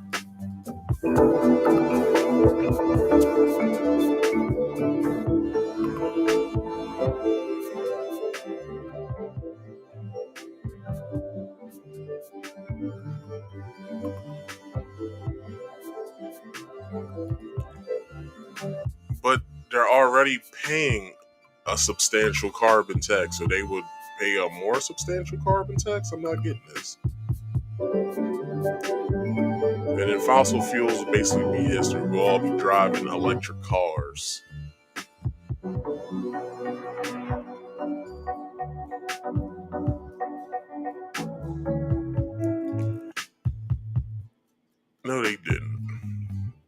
No, they didn't.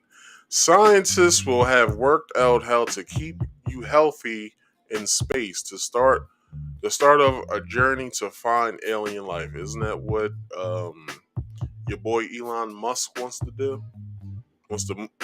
Wants us to terraform Mars to be more substantial to live on. So we'll have both Mars and the Earth to be able to populate, and then they want us to create spacecrafts to then go in search of other alien life to then dominate and take control of. Fuck out of here. Western values will have been tested to the breaking point. Checks and balances that underpin our democracies must not be forgotten.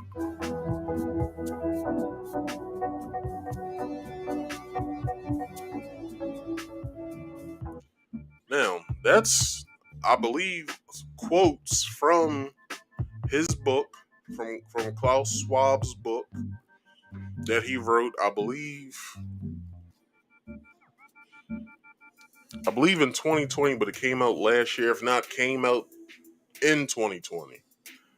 And I had to do some altering of the book cover, but this is the book cover.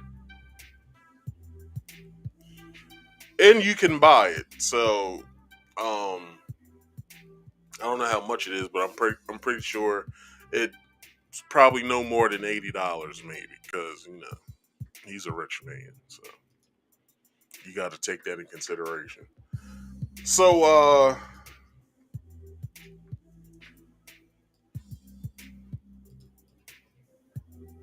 but yeah, that's what today's topic is about. Let me get rid of some of this stuff that's on my screen here, and then we'll get directly into today's show.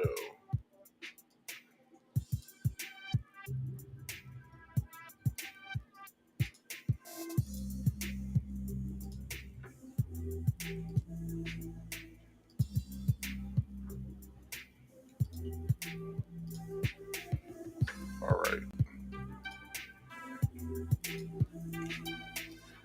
Move this down.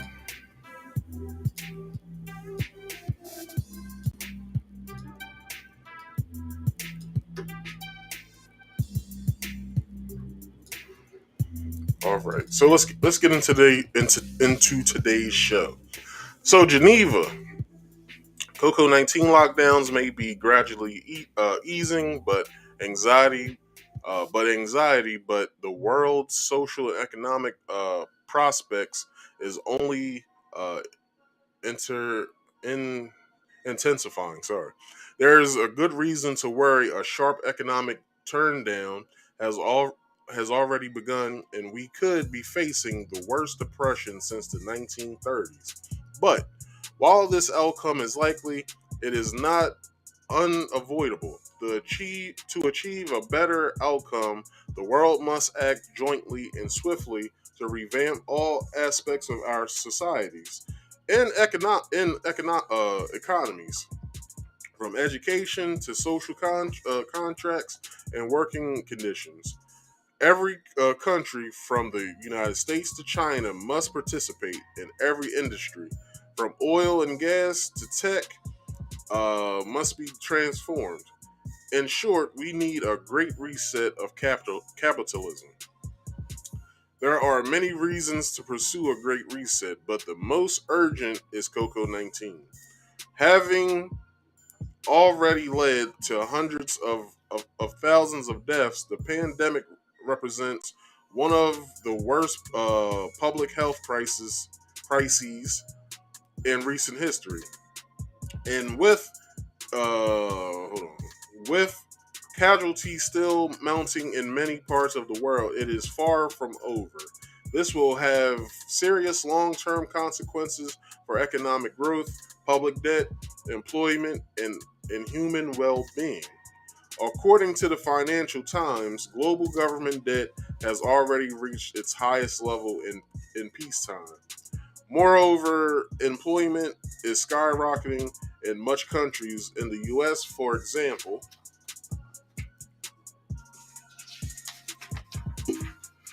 1 in 4 workers have filed for unemployment since mid-March. This is an article from 2020. With new weekly claims far above historic highs, the International Monetary Fund expects the world's economy to shrink by 3% this year, a downgrade of 6.3% percentage points in just 4 months. All of this world exacerbate the climate and social crises that were already underway. Some countries have already used the COVID-19 crisis as an excuse to weaken environmental protections and enforcement.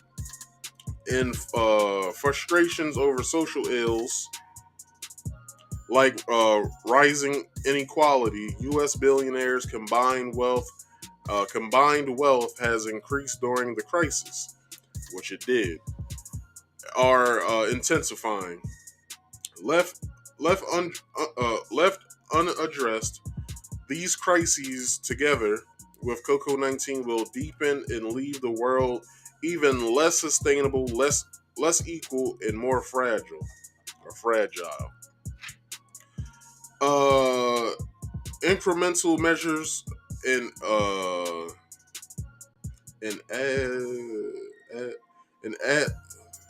adequate fixes will not suffice to prevent this scenario. We must build entirely new foundations for our economic and social system. The level of corporation and ambition this implies is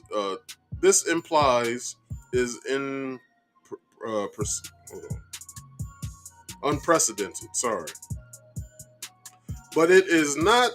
But it's not some impossible dream. In fact, one silver lining of the pandemic is that it has shown some quickly we can make radical changes to our lifestyle almost instantly. The crisis forced businesses and individuals to abandon practices long claimed to be essential, from frequent air travel to working in an office. Likewise, populations have overwhelmingly shown a willingness to make sacrifices for the sake of healthcare, and other essential workers in vulnerable populations such as the elderly. Now, if you don't know if you was an essential worker, I was an essential worker because I work in manufacturing. If you lost your job during the whole pandemic, you was an essential worker. And many companies have stepped up to support their workers, customers, and local communities in a shift toward the kind of stakeholder capitalism to which they had previously paid lip service. Clearly, the will to build a better society does exist. We must use it to secure the Great Reset that we so badly need. That will require stronger and more effective governments, though this does not imply an ideological push for bigger ones. And it will demand private sector engagement every step of the way. The Great Reset agenda would have 3 main components.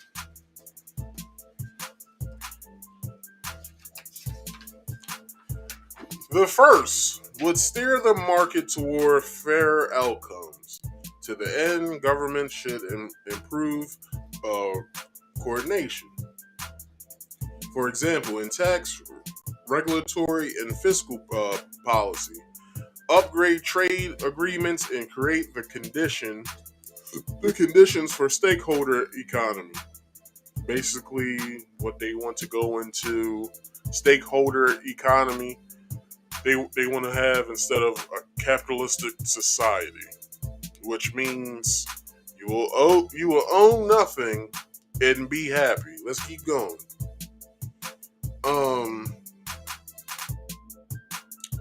At a time of diminishing tax bases of soaring public debt, governments have a powerful incentive to pursue such actions. Moreover, governments should implement long overdue reforms that promote more equitable outcomes. Depending on the country, these may include changes to wealth taxes, the withdrawal of fossil fuel subsidies, and new rules governing intellectual property, trade, and competition.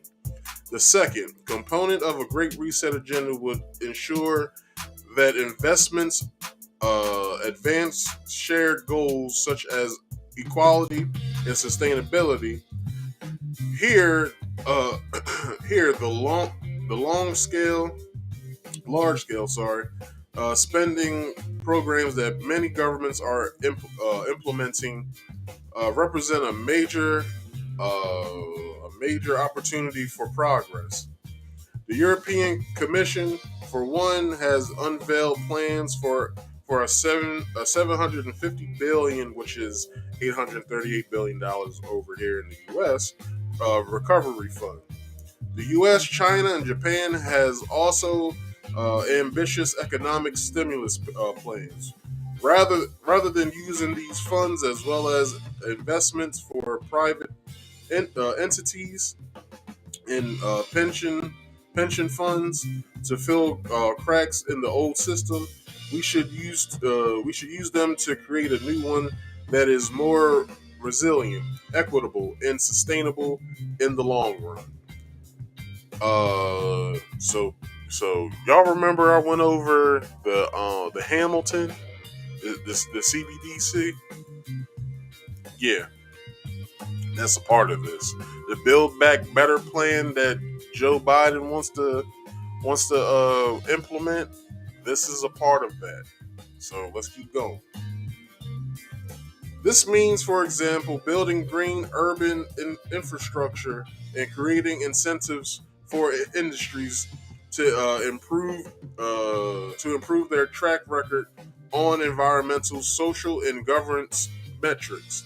The third and final priority of a Great Reset agenda is to harness the innovations of the fourth industrial revolution to support the public good, especially by addressing health and social challenges. During the COVID-19 crisis, companies, universities, and others have joined forces to develop diagnostics, therapeutics, and possible vacations, establish testing centers, creating mechanisms for tracing infections, and deliver tele, telemedicine. Imagine what could be possible if similar concrete effects were made in every sector. The COVID-19 crisis is affecting every facet of people's lives in every corner of the world. But come on, turn the page. Tragedy need not be its only legacy. On the contrary, the pandemic represents a rare but narrow window of opportunity to reflect, reimagine, and reset our world to create a healthier, more equitable, and more prosperous future. The Great Reset is the name of the 50th annual meeting of the World Economic Forum, WEF. Held in June 2020, it brought together high-profile businesses and political leaders, which would consist of big tech and presidential candidates such as Joe Biden, the Prime Minister of Canada, Justin Trudeau, and a lot of other people that went to this conference. I'll keep reading them in a minute. Hold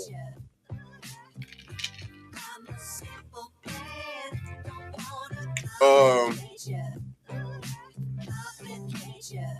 Covened by Charles, Prince of Wales, and the WEF with the theme of rebuilding society and the economy following the COVID-19 pandemic. WEF Chief Executive Officer Klaus Schwab described three core components of the Great Reset.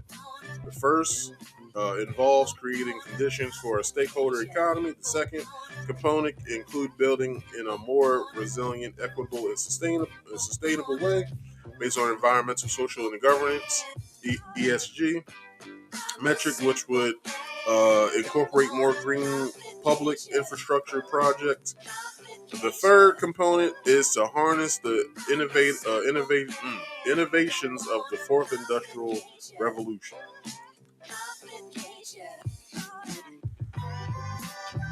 For public good. In her keynote speech opening dialogues, International Monetary Fund Director Christina Lena Georgieva listed three key aspects of the sustainable response: green growth, smarter growth, and fairer growth. At the launch event for the Great Reset, Prince Charles listed key areas for action, similar to those listed in the Sustainable Markets Initiative. Introduced in January 2020, these included the reinvigoration of science, technology, and innovation, move toward net zero transitions globally, the introduction of carbon pricing, reinventing long-standing incentive structures, rebalancing investments to include more, though not all, green investments, and encouraging green public infrastructure projects. Now, I know y'all probably sitting out there like, what the fuck is Marcus talking about? If you guys looked at what the beginning of the first video had on it, was this: 8 predictions for the world in 2030. This plan will be already executed and perfected by 2030. Damn, y'all can't even see that. Hold on. This right here. 8 predictions for the world in 2030. This plan will already have been in play, which is happening right now, and will be perfected by time 2030 gets here. This is what I'm talking about here. Now, although y'all may not understand what's going on, they basically want a social economic infrastructure, basically the same as China's, but in a new way.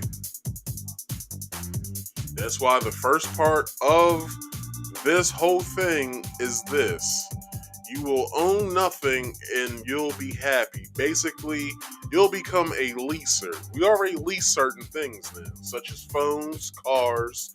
You can lease apartments. Basically, that's been going on for a while. And other things. You'll be leasing it. I'm going to get into more things with this, but this is some of the key points you guys have to understand. The pandemic basically, it was in their plans for all of this to happen. Now, y'all may be thinking, well, we're in a better, a better place now. Like, things are fucked up, but they're opening things back up and all this other stuff. I just got somebody in here watching, and it's not even showing up over here on this screen. So I know that's somebody. Go ahead and write something in here. I know I'm talking this shit right now.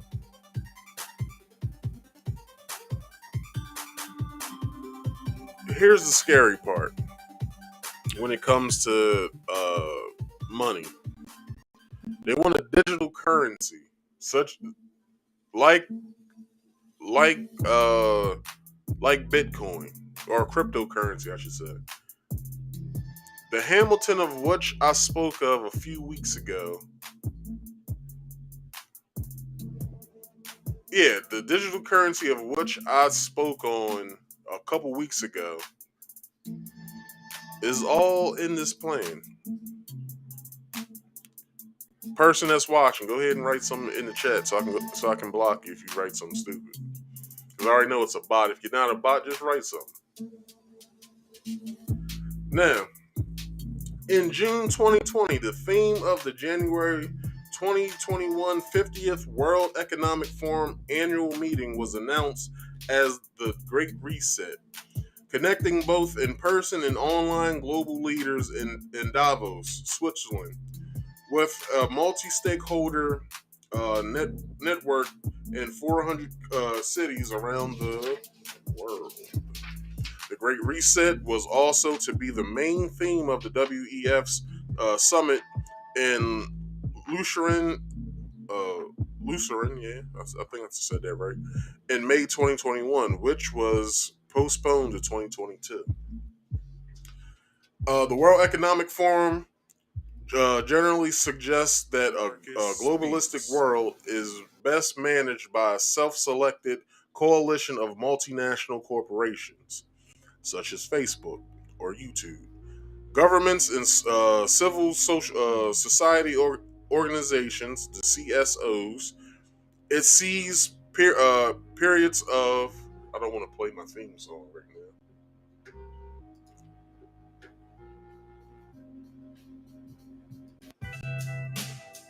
All right.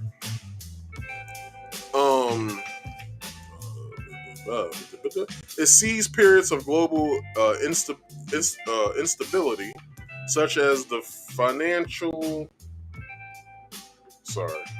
financial crisis and the COVID-19 pandemic as windows of opportunity to intensify its uh, programmatic efforts. I should have looked at that word first. Some critics hence see the Great Reset as a continuation of the World Economic Forum strategy, focusing on connotated activist topics such as environmental protection and social uh, entrepreneurship to disguise the organization's alleged true how the hell do you say this word? Plutocratic goals. According to the New York Times, BBC News, The Guardian, Le Devoir, and Radio Canada, conspiracy theorists spread by American far-right group linked to QAnon surged at the onset of the Great Reset Forum and increased in fear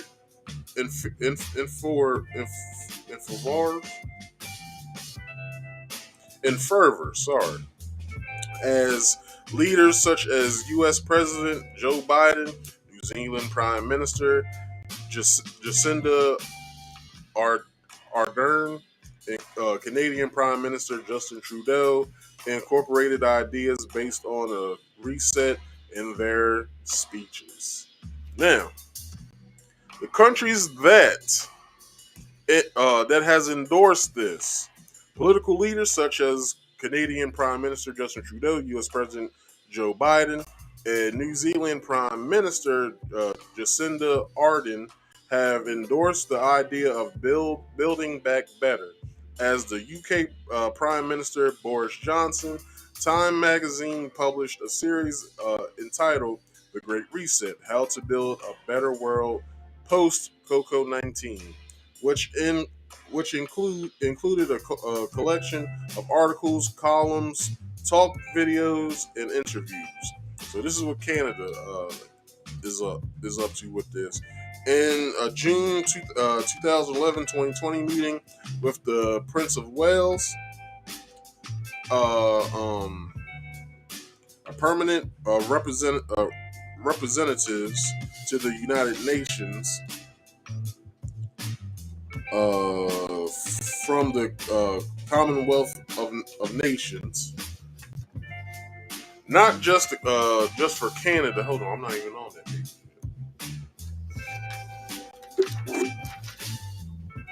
Prime Minister Justin Trudeau spoke regarding the Great Reset incentives. Trudeau said that the Commonwealth, of which Canada is a member nation state, provides a space for dialogue and collective actions on global issues related to sustainable development, which includes how to build back stronger, more resilient, and greener economies. In a post-COVID-19 world, this is in line with similar statements made on May 28, 2020, when Trudeau and Andrew Holness, Jamaica's Prime Minister, convened an online meeting of world leaders and international organizations to consult on global response to the significant economic and human impact of COVID-19 and advance concrete solution to the development emergencies. In his August presentation entitled The Great Reset at the Victoria Forum 2020, the governor of the Bank of Canada described how COVID-19 is resulting in a structural shock with broad impact worldwide. He said that governments, investors in the corporate and financial sectors, sorry, I'm having a brain fart with some of this shit, including central banks and individual households, need to evaluate risks and prepare for transitions. He recommended that the use of scenarios analysis as a way of describing possible and plausible outcomes as we are faced with a high degree of uncertainty in terms of climate change, policy, technological development, and evolving consumer and investor preference. In September 2009, in a September 29, 2020, 6-minute virtual address to the UN General Assembly, Prime Minister Trudeau described how building back better includes supporting the most vulnerable, for example, by ensuring equitable access to COVID-19 vacation in developing countries, while also working towards reaching the UN's Sustainable Development Goals for 2030. The media responded to accusations made by conservative finance critic MP Pierre Poilievre that Trudeau, who had used the term reset in his September UN speech, was harboring a very ambitious hidden agenda. Not just for Canada, but for the world, by saying that the World Economic Forum agenda is published on its website. Aaron O'Toole, who has been the leader of the opposition as leader of the Conservative Party of Canada, which was the lady that I showed that was going against Trudeau in that video that I showed between the two when the Freedom Convoy thing was going on.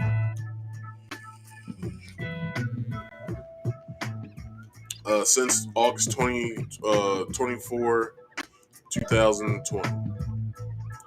Wrote in a November 21st tweet, "It's hard to believe anyone would look at the carnage caused by COVID-19 and see an opportunity.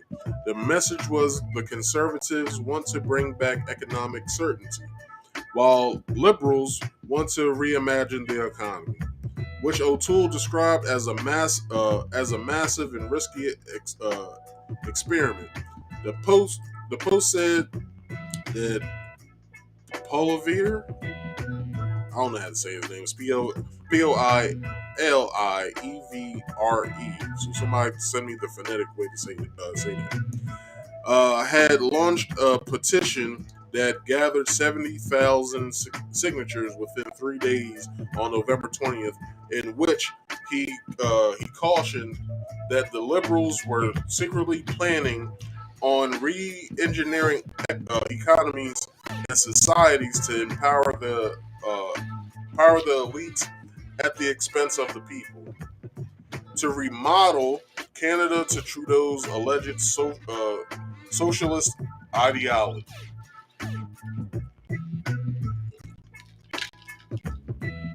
That's a mouthful. Polivier, hold on, what was his fucking? I don't care.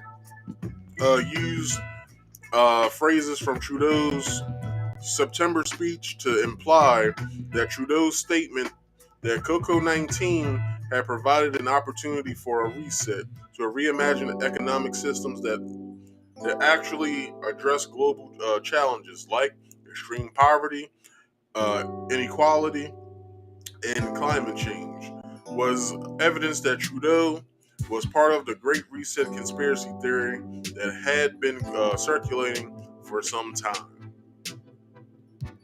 Now, this is what the U.S. is doing with this. On January 23rd, 2021, Financial Times article said that policymakers around the world are anticipating President Biden's reset on trade, tax, and climate. Two of those he can do. Well, one of those he can do. The rest I have no idea what he can do with it. President-elect Joe Biden at the time had announced in November 2020, John Kerry will be appointed as U.S. Special Presidential Envoy for Climate, and Kerry was confirmed in this position on Inauguration Day, January 20th, 2021. Kerry had anticipated in one of the Great Reset dialogues on how to rebuild the social contract. Excuse me. In a post-Coco-19 world, Kerry said that Coco-19 offered a big moment that opened the possibility for the Great Reset. He said the WEF would play a significant role in refining how to respond to climate change and inequalities that were laid bare as a consequence of Coco-19. The Heartland Institute's editorial director expressed concerns that President Biden, elected in November 2020, would bring the Great Reset to the United States and that the country would never be the same.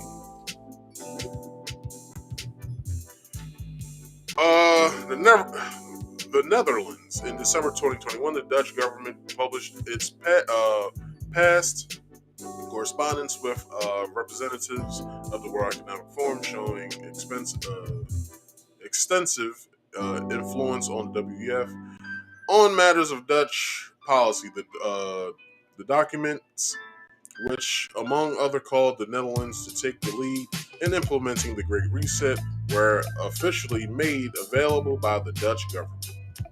New Zealand. In January 2019, the World Economic Forum Safeguarding Our Planet panel discussion alongside world leaders and celebrity broadcaster Sir David Attenborough. New Zealand Prime Minister Jacinda Ardern, discussed her government's well-being budget and planned environmental changes. These initiatives have been linked to the World Economic Forum Great Reset and related news article. In April 2020, the New Zealand Finance Minister Grant Robertson discussed a well-being focused post-COVID-19 recovery budget and the opportunity for an economical reset. Other initiatives promoted by the pair include a artificial intelligence drive in New Zealand related to the WEF Globalization 4.0. Initiatives to shape a global architecture in the age of the fourth industrial revolution. Now, this is exactly what the fuck they mean by that. Right here. The young generation, like Prime Minister Trudeau, half of this cabinet, are actually young nobelies of the world. We penetrate the cabinets. The change is not just happening. The change can be shaped by us. We have to prepare for a more angry world. How to prepare? Now, before I continue, hope y'all know who's watching. This video is gonna be struck. So if you're not here watching now, don't expect for the playback to be here, because this shit's gonna get struck. I already know. Let's keep going. Takes the necessary action to create a fairer world. I see the need for a great reset. So people assume we are just going back to the good old world which we had, and everything will be normal again. This is, let's say, fiction. It will not happen. There is only one way this pandemic is going to go. It's going to get worse and worse and worse. The next crisis is already waiting for us around the corner, and it is the climate crisis.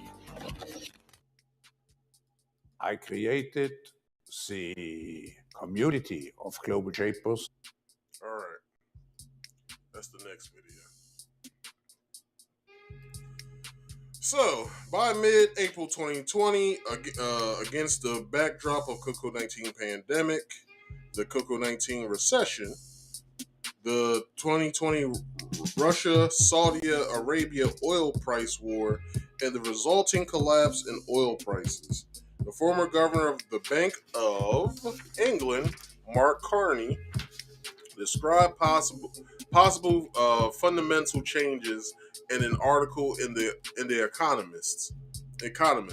Carney said that in a post-COVID-19 world, stakeholder capitalism will be tested as companies will be judged by what they did during the war, how they treated their employees, suppliers, and customers by who shared and who hoarded. The gulf between what markets value and what people value will close. In a post-COVID-19 world, it is reasonable to expect the more people will want improvements in risk management, in social and medical safety nets, and will want more attention paid to scientific experts. This new hierarchy of values will call for a reset on the way we deal with climate change, which, like the pandemic, is a global phenomenon. No one can self-isolate from climate change, so we all need to act in advance and in solidarity. In his 2020 BBC Reef Lectures, Carney developed his theme of value hierarchies as related to three crises: credit, COVID-19, and climate. According to May 15th, 2020 WEF article, COVID-19 offers an opportunity to reset and reshape the world in a way that is more aligned with the United Nations 2030 Sustainable Development Goals, SDG, as climate change, inequality, and poverty gains even more greater urgency during the pandemic. So this is exactly what Klaus Schwab means when he says this. I created the community of global shapers as a means, as a force to shape our common future. This engagement of the young generation never has been more important than now, where we have to face the consequences of the pandemic of COVID-19 for creating a more resilient, a more sustainable, and a more inclusive world. You are calling for the international community to safeguard vaccine equity, to respond to COVID-19 and prevent future health crises. Nobody will be safe if not everybody is vaccinated. Young people, you are rallying behind the global wealth tax to manage the alarming surge in wealth inequality. You are calling for programs that help you and young progressive voices join government and become policymakers. To limit global warming, you are demanding to halt to coal, oil, and gas exploration. Doesn't he sound like a James Bond villain? Like he sounds like a James Bond villain for real. Like, and then you know how Austin Powers spoofs James Bond. He kind of sounds like well, no. In Austin Powers, Goldmember sounds like a spoof version of him. Alright? So let's keep going.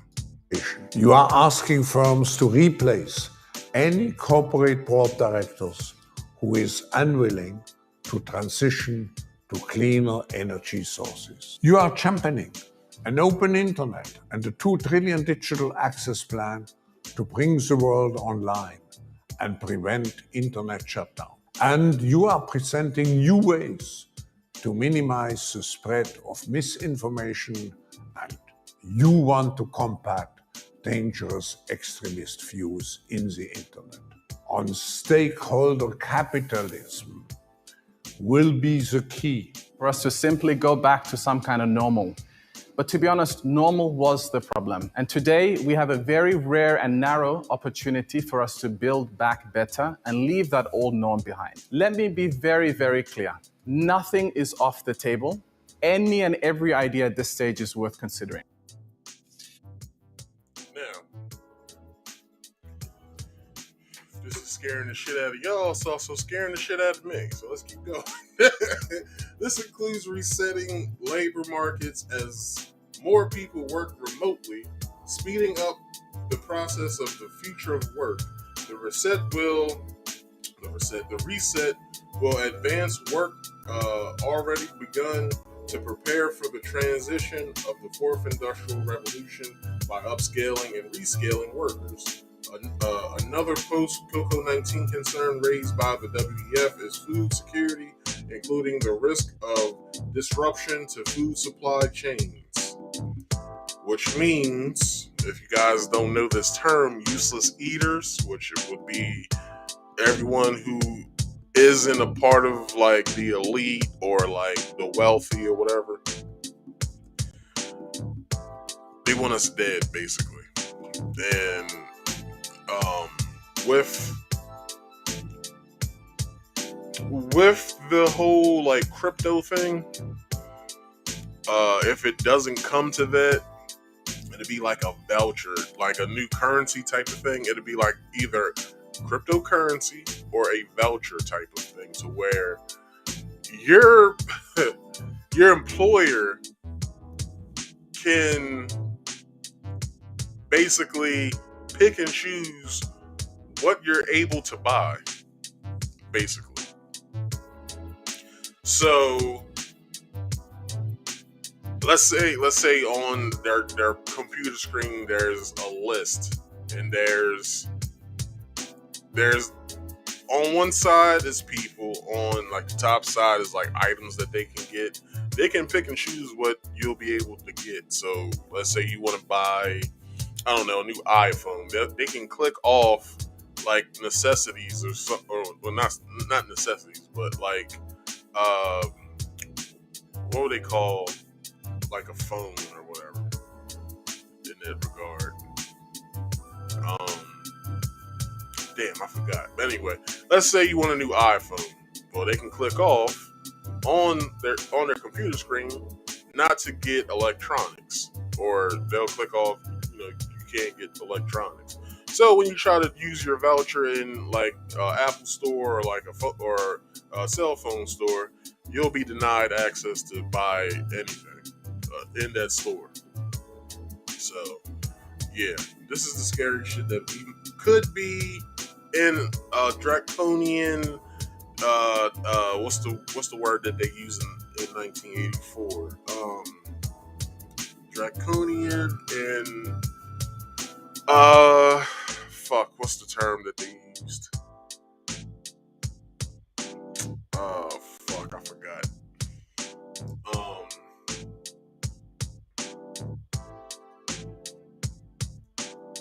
Damn, I forgot. But anyway, let's keep going. And the need for global policy coordination to prevent food protectionism from becoming the post-pandemic new normal. In her June 3rd, 2020 keynote address, opening the Great Reset Forum, a joint initiative of the WEC, the World Economic Council, and the Prince of Wales, Kristalina Georgieva, managing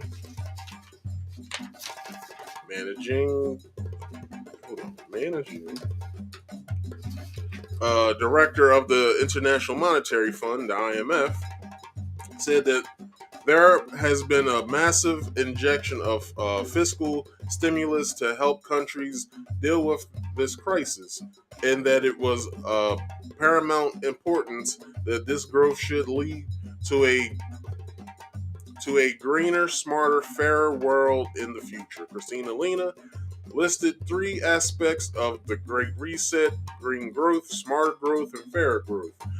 Government investments and government initiatives, incentives, for private investors could support low carbon and climate resilient growth, such as planting mangroves,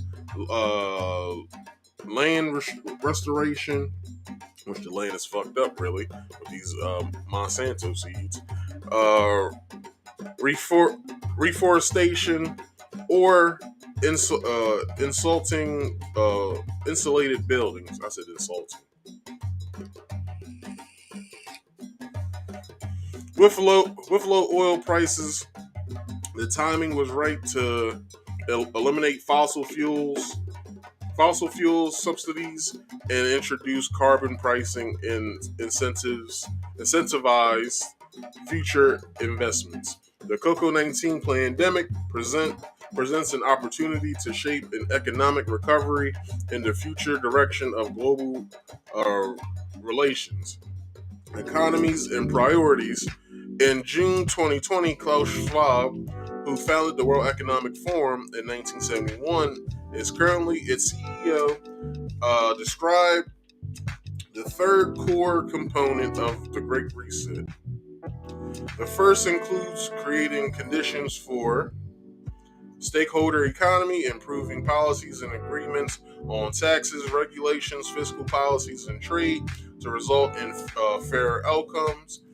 The second component addresses how the large-scale pandemic spending programs with private investments and pension funds could improve on the old system by building one that is more resilient, equitable, and sustainable.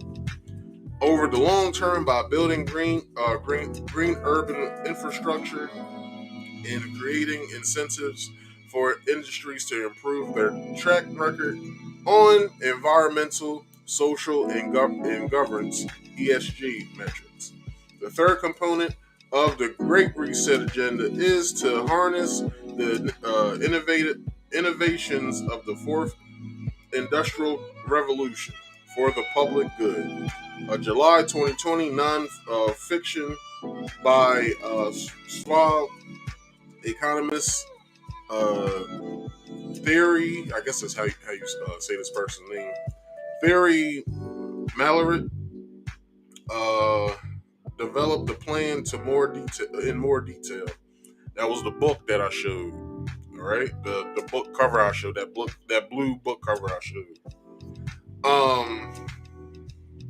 In one of the Great Reset dialogues, John Kerry and other members of the WEF dialogue discussed how to rebuild the social contract in a post-COVID-19 world.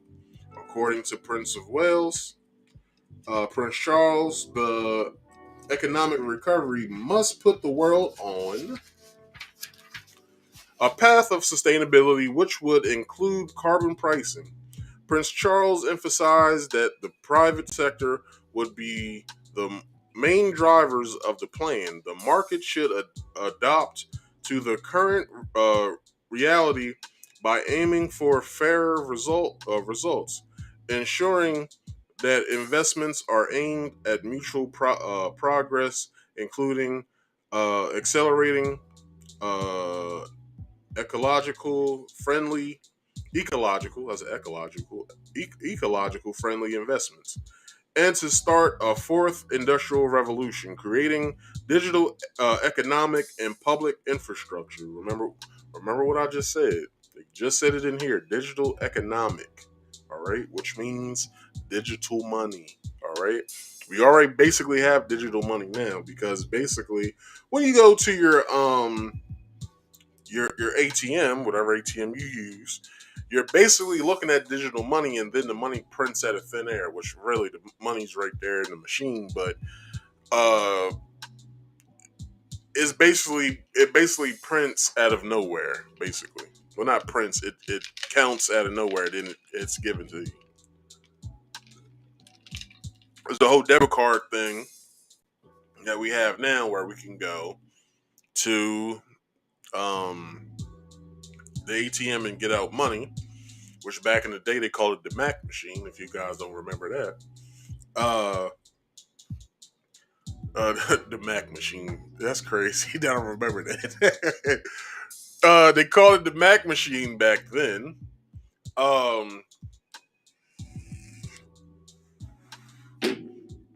They so that was basically you go to the machine, you take out money that you had, which is still some bullshit because it still was being printed out of thin air. Because I brought this up, I can't remember what video, because you gotta remember we was on the gold and silver standard first, which I believe in my grandfather's time when he was born, you could go to the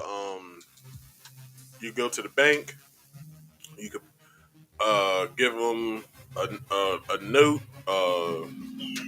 that had the amount of gold or silver you could get. You could slide it over to the teller would give you the gold of which you possessed, or the gold of which you could get with that note, the worth of the gold you could get with that note. And then all gold was being collected, such as now, if you guys don't remember, we buy gold and all that. I don't know if you guys remember that back in 2000, what was that, 2014, 2015, 2016, when they was doing all that, we'll buy your gold and all this other craziness. Well, that was for the government to collect all that gold, melt it down to make those gold bars that we're so happy to see when we see them.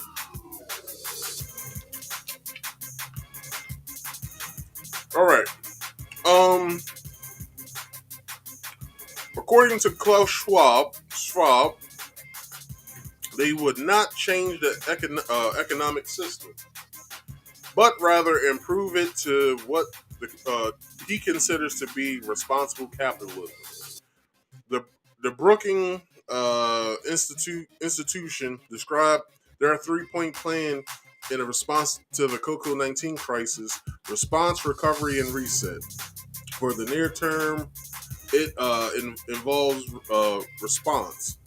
In the medium term, this involves rebuilding economic and social activities in a manner that protects public health, promotes societal healing, and preserves the environment. The reset is for systems over the long term of establishing through our collective imaginations a great reset, a new equilibrium among political, economic, social, and environmental systems toward common goals. So this is kind of Klaus Schwab talking to what's the man's name, Charlie Rose, about this, which I believe Charlie Rose has now retired. So here we go. You now say that you want to talk about in this year's conference in. And may I add, this is in 2015. This discussion. January, mastering the fourth industrial revolution. When we look at the world today, we see governments and even business very much engaged in mastering the crisis of today, very much absorbed by crisis management. But if you look into the future, there's so much going on in technology. It's a real revolution, and our life, the pattern of governing societies will be so much affected with what's going on in research, in innovation. And we are not sufficiently prepared for it. Just look at the discussion on big data. Yeah. It shows how difficult it is to find the necessary rules, to find the necessary norms. And look at things like our... Now, did you hear what he said when it comes to technology? What's being presented to us right now? The metaverse. What else? Digital land, which you can buy with cryptocurrency now. Stuff like that. If you guys never seen the movie Surrogate, if you guys never seen that movie that had I believe it was Bruce Willis, Ving Rhames. I forgot that guy that always plays the doctor in every movie. I forgot his name. But basically, in that movie Surrogates, you could have a surrogate which looked like you, and you could design it any way that you wanted, just like the metaverse. You could go out in the world the way you want it, the way you want to, the way you want to be presented, right? So, with that, in the metaverse, you're going out into the digital world the way you want to be presented. Now, with that, you have a lot of people that is adopting this new age thing, such as the metaverse, because of the rise of cryptocurrencies, the rise of NFTs and stuff like that has to do with the blockchains and all of that. And a lot of people are adopting this new way of life, not understanding what it's really here for. It is here to basically dull us down and make us inefficient to even want to go out in the world. And then what? Well, they can start rebuilding and repackaging what we know today to what they want it to be, basically. So this great reset is basically a plan to basically restructure the world of how we see it and how we know it today into some nefarious plan of what they think that is plausible to make the world better. And then also terraform other worlds and meet alien life. Y'all remember that global galactic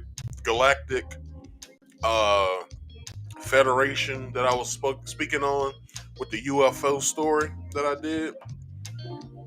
Well, those aliens or whatever said that we don't even have anything to offer to even be in the Federation. So for us to try to go and terraform other worlds is beyond me to begin with.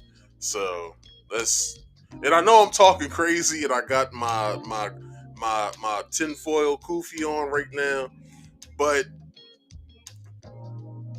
only thing I can say to you is just do your research. Do your research. All right. Artificial intelligence. Exactly. And robots look at things like gene editing. Exactly. Opening a whole new horizon for medical science. And you see, the difference of this fourth industrial revolution is it doesn't change what you are doing. It changes you. If you take genetic editing, just as an example, it's you who are changed. And of course, this has a big impact on your identity. Yeah. And offers certain kinds of possibilities that have to be careful about. When you began to do that kind of gene editing, some people worry that you are changing what it means to be human. That's the problem. And of course, the new industrial revolution offers us many opportunities, but it raises manifold questions on the ethical, but even legal implications. And we have to be prepared for it. And that's what we want to do in Davos next year. All right. So, since I have my tinfoil kufi on, I might as well get into some conspiracy theories. So, the term Great Reset can also refer to a conspiracy theory named after the conference which suggested that some world leaders plan and execute the response of the COVID-19 pandemic in order to increase the power of governments and make it easier to introduce a range of socialists, environmental, and authoritarian policies, which is basically happening right now. Mainstream media outlets such as the New York Times, the BBC, and The Guardian trace the spread of the latest conspiracy theory related to the Great Reset, which had integrated anti-lockdown conspiracies to internet personalities and groups, including Candace Owens, Glenn Beck, Fox News host Laura Ingraham, Sean Hannity, and Tucker Carlson, and Paul Joseph Watson, the UK-based editor of Alex Jones' website InfoWars. Now, I will say, although Alex Jones is basically off of any social media, which I believe he's back on maybe Locals, Rumble, and I think Donald Trump's failed social media site. Y'all should start paying attention to a lot of what Alex Jones has to say. Just type in Infowars.com and then go from there. Where he advanced the New World Order conspiracy theory, Ben Sixsmith wrote that the conspiracy theory had been spread by fringes of right-wing Twitter, as well by Australians One Nation Party leader Pauline Hanson, a socialist left Marxist view of the world. and UK conservative writer James Dellingpool, a global communist takeover plan. However, Sixsmith observed the WEF's partners include such capitalist enterprise such as Apple, Microsoft, Facebook, IBM, IKEA, Lockheed Martin, Ericsson, and Deloitte. I don't know how to say this. Deloitte.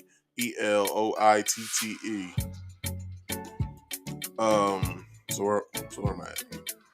In October 2020 article by Snopes, y'all should check Snopes out too. Snopes is a good website. Traced the origin of a chain email posted on conspiracy forums from a member of the non-existent committee within the Liberal Party of Canada that leaked Canada's secret Cocoa Global Reset Plan.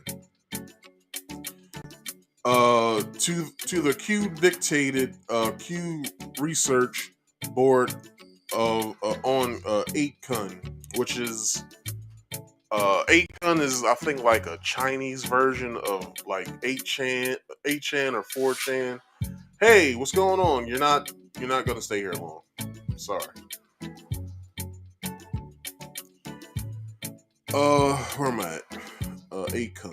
Okay. By November 17th, 2020, a short video of Trudeau's search in which he described viewpoints of the which I gotta do real fast with that. Yeah, go ahead and do that. Bam. Alright, so let's keep going. Well, if you could, I know I've been talking for a long time, but can you like this video, share this video, and subscribe if you're new, and hit that bell icon to all if you can. Alright, let's do this. So, in October 2020 article by Snopes traced the origin of the chain email post on conspiracy forums from the member of the non-existent committee with the Liberal Party of Canada that leaked Canada's secret. Okay, I said that already. Okay, by November 17, 2020, a short video of Trudeau's speech in which he described key points of the concept of an economic reset have gone viral as it reignited fervor over the Great Reset conspiracy theory that had taken on a new life with the launching of the forum in May. By November 2020, Canadian conservative political commentators such as Ezra Levin and politician Maxime Berner, who lamented on his webpage on November 17th that he was the only Canadian politician speaking up against the globalist threat that Trudeau, as the world's most prominent defender of the Great Reset, along with Pierre Poilievre, I think that's how you say his name, an MP, were cited in the media for criticizing Trudeau's speech. They claim the rhetoric resembled that of the Great Reset conspiracy. On the speech, conservative commentator Spencer Fernando stated that we want our lives to get back to normal. Instead, they offer only more fear, more control, more centralization, and reshaping of our lives and our economy without even asking us. With Poilievre circulated a petition to stop the reset, Le Devoir headlined an article saying that the Conservative Party was embracing conspiracy theories. The Toronto Star editorial board criticized Paul Revere. Hold on, I just said his name. Paul Revere. Paul Revere. I don't know how to say his name. I'm just trying to say it as best as I can for whatever the dude's name is. Hold on, his name was on the page. I'll just call him by his first name. Pierre. We'll call him Pierre. Toronto Star editorial board criticized Pierre for giving oxygen to the baseless conspiracy theory, with some suggesting his post was related to the possible federal election. On December 13th, which is somebody's birthday that I know, 2020, Australian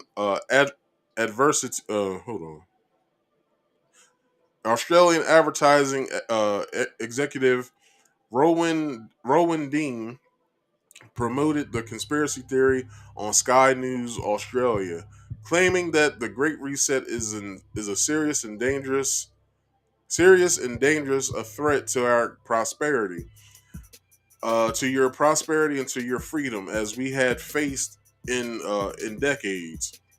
The conspiracy theory has also been disseminated by Russian propaganda outlets.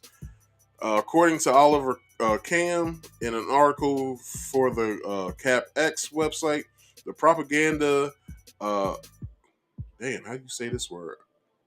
Apparatus, the propaganda apparatus of the Putin regime has for many months published wild allegations from obscure bloggers that the Great Reset is code for oligarchs to amass wealth and control populations. And that is the end of the portion of the conspiracy. So y'all can all take off y'all tinfoil koofies off now. Now, this is Klaus Schwab describing what the fourth industrial revolution will be. Here we go.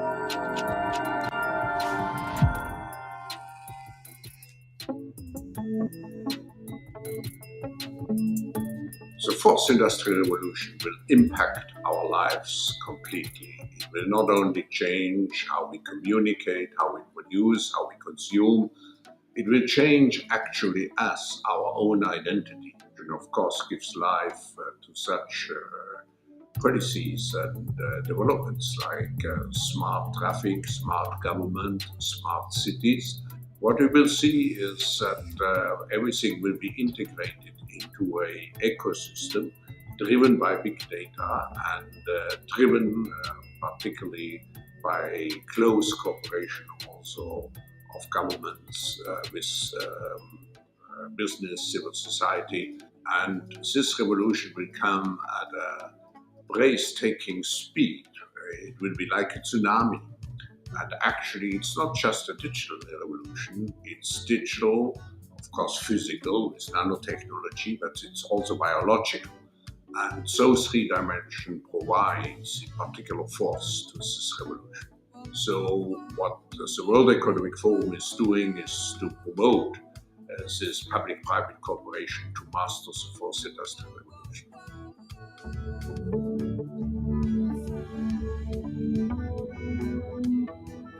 The fourth industrial revolution will have multifold impacts. Of course, every industry will be digitalized, will be disintermediated, and has to define a new business model. But it's not only business which is affected, it's government which has to move over to agile government, it is society as a whole, with the danger of job losses, but also with the need to reskill and upskill people fast. So there's an impact on society. So we will have to prepare very well for this revolution. And I feel that the Asian countries with a relatively young population can manage and master this revolution easier compared to other countries in the world.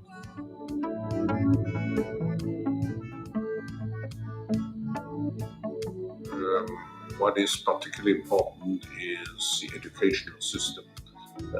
We have to change the educational system, which is still very much anchored even in the 19th century. We have to adapt it to the need to change continuously, for example, jobs. So the new educational system has not only been aiming at developing digital capabilities, and I should add ethical norms, but it also has to be based on a lifelong educational system. All right. So, it's one thing I did not bring up during this whole thing. So before I continue with the fourth industrial revolution thing, it's this group that Klaus Schwab brings together called the Young Global Leaders. Justin Trudeau is a part of that council. Joe Biden's a part of that council, as well as John Kerry. And everyone that I've named in these other countries, such as New Zealand and what was the other countries that I named? New Zealand, Canada, the U.S., the Netherlands, and that's it. But there are more, such as the people's president of China, and I don't know his name, but he's a part of that group as well. So y'all do y'all's research on that. Y'all got a lot of homework on y'all's plate tonight. So make sure y'all do y'all's research and all that other good stuff. And I want to hear back from y'all next week, all right? So let's get into this fourth industrial revolution. I can imagine how digitized communication, then transportation, accommodations, and food would result in greater access and decreased costs. Since everything was free, including clean energy, there was no need to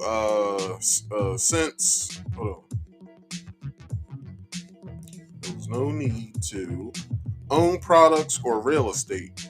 In her imagined scenario, many of the crises of the early 21st century, lifestyle decreases, climate change and refugee crisis, environmental degradation, completely congest cities, water pollution, air pollution, social unrest, and unemployment were resolved through new technologies.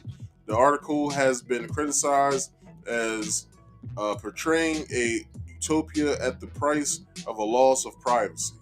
In response, Unken said that it was intended to start a decision about some of the pros and cons of the current technological development.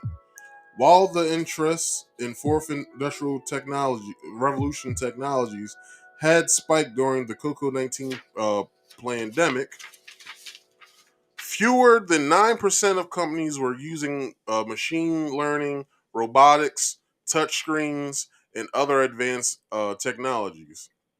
In October 2020, WEF virtual panel discussed how organizations could harness fourth revolution technologies. On January 28, 2021, Davos Agenda virtual panel discussed how artificial intelligence, or AI, will fundamentally change the world. 63% of CEOs believe that AI will have a large impact than the internet. During 2020, the Great Reset dialogues resulted in multi-year projects such as the Digital Transformation Program, where cross-industry industry stakeholders investigate how the 2020 dislocative shock had increased and accelerated digital transformation. Their report said that while digital ecosystems will represent more than $60 trillion in revenue by 2025, only 9% of executives in July 2020 say their leaders have the right digital skills. Man, now let's get to this last video of tonight. All right, here we go. In short, we need a great reset. The fourth industrial revolution will impact our lives completely. It will not only change how we communicate, how we produce, how we consume, it will change actually us, our own identity, and of course gives life to such policies and developments like smart traffic, smart government, smart cities. What we will see is that everything will be integrated into an ecosystem driven by big data and driven particularly by close cooperation also of governments with business, civil society. And this revolution will come at a breathtaking speed. It will be like a tsunami. And actually, it's not just a digital revolution, it's digital, of course, physical with nanotechnology, but it's also biological. And those three dimensions provides a particular force to this revolution. So what the World Economic Forum is doing is to promote this public-private cooperation to master the fourth industrial revolution. And the third thing I will point to is a very big move that's happening at the moment from product to service. I have a friend, he says, every product is a service waiting to happen. If you think about it, I mean, your cell phone, why do you want to own your cell phone? How many of you own your cell phones?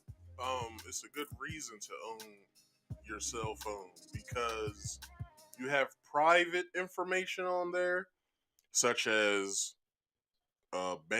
bank stuff, your personal information, such as like your social security number and stuff like that. So why wouldn't you not own your phone? Now, I will say this. It's been this thing that I've been getting on my phone for quite some time now. And that thing is, if I can find my messages.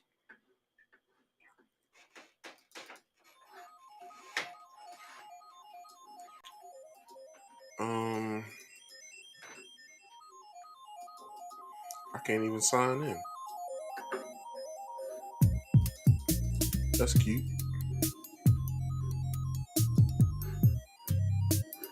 Damn, I couldn't even sign into it. All right, let's see.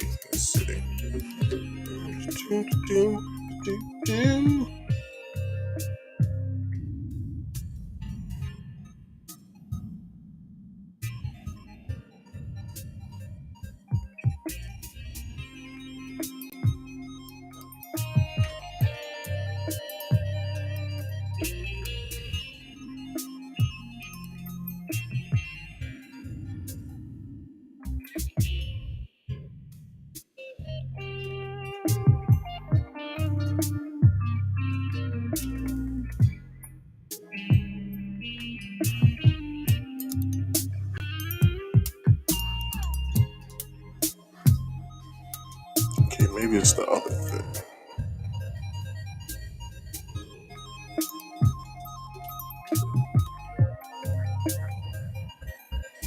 All right. So I'm waiting for this to load up. And oh, come on with the foolishness.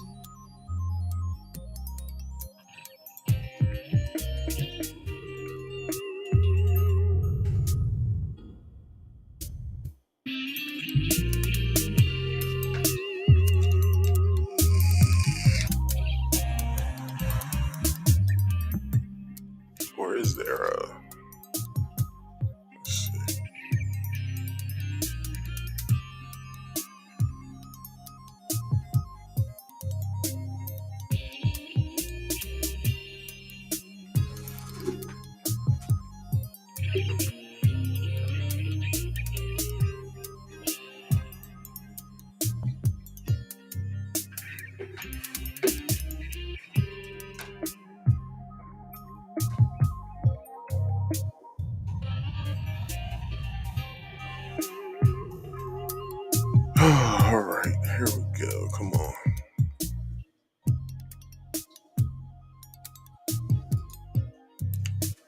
My nigga, come on. What?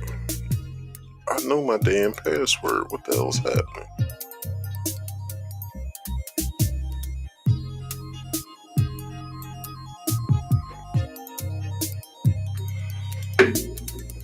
No, that's not the one.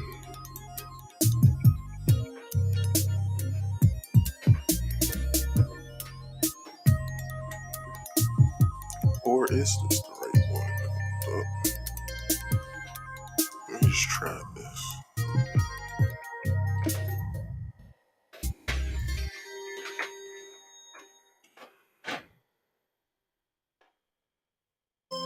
Go back to the other one.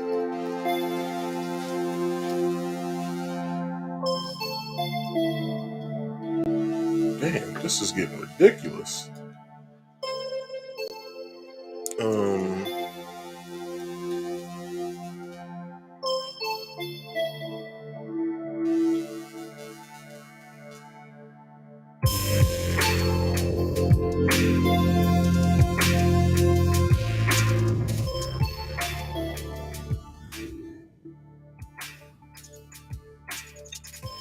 Well, I was trying to view it from my computer, but I guess I can't. So this is what I'll do. So I'll view it from my phone.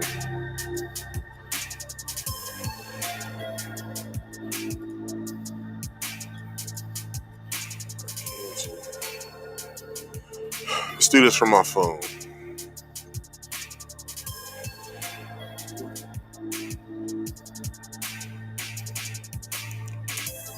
And it is, let's see. Damn, I deleted the message. But anyway, the message was saying this.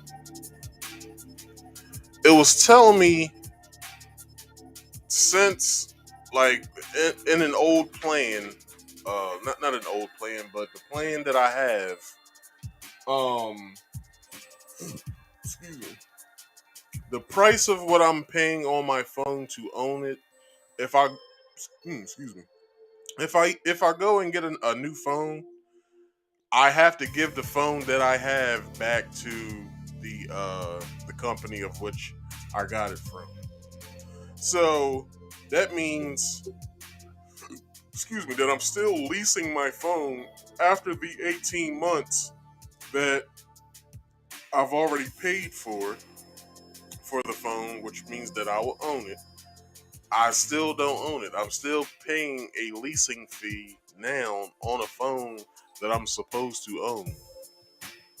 So the reason for the answer to her question of why should we own a phone is for the simple fact is that we have personal information. Even if you put it in default mode, or when you revert it back to default mode, doesn't mean that everything's on the up and up. You can still go into a phone because I'm pretty sure it still holds a central memory in the phone to where it can still get to that information.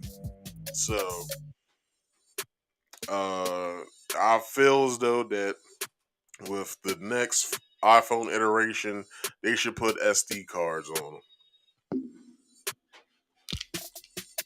Let's keep going. Because Android phones have them, but iPhones don't for some reason. I don't know why. Let's keep going. How many knows if the company owns it?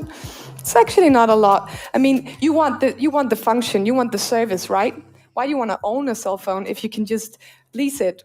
And if you lease, why shouldn't you lease your refrigerator or your washing machine or your dishwasher or? Because it would be stupid. That's why. Why would I pay a fee every month so I can wash clothes or refrigerate food? Like, who's coming up with this shit? Because this shit is stupid. Why would I lease an oven so I can cook food? If I miss a payment, they can just take it away.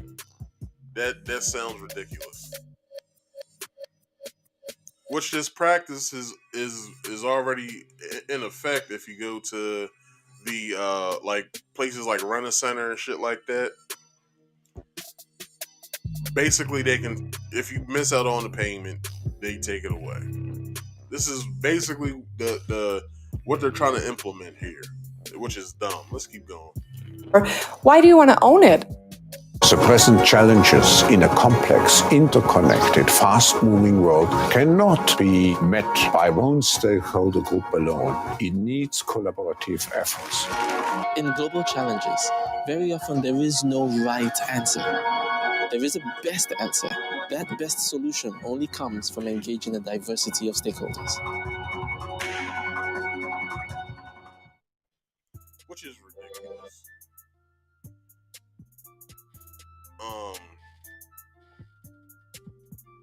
I wish I could play this video, but it's 11 minutes long.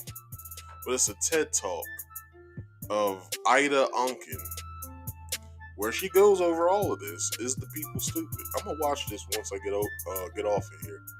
But you guys go over to TED Talk X or TEDx Talks. Type in as well in the search term or the search bar. Is the people stupid? They did the TED Talk at the House of Parliament. I'm guessing in either Canada, if not England. So y'all typed it in. That's another homework assignment that you guys got tonight. So everybody, that concludes today's show. I hope you guys liked it because I had fun freaking researching this. So a takeaway from this is they're planning a great reset for the year of 2030, which that's when they want to start implementing a lot of this shit. So a lot of these countries that they have underneath of their wing is implementing this shit as well, such as our country, as well as Canada and other various countries.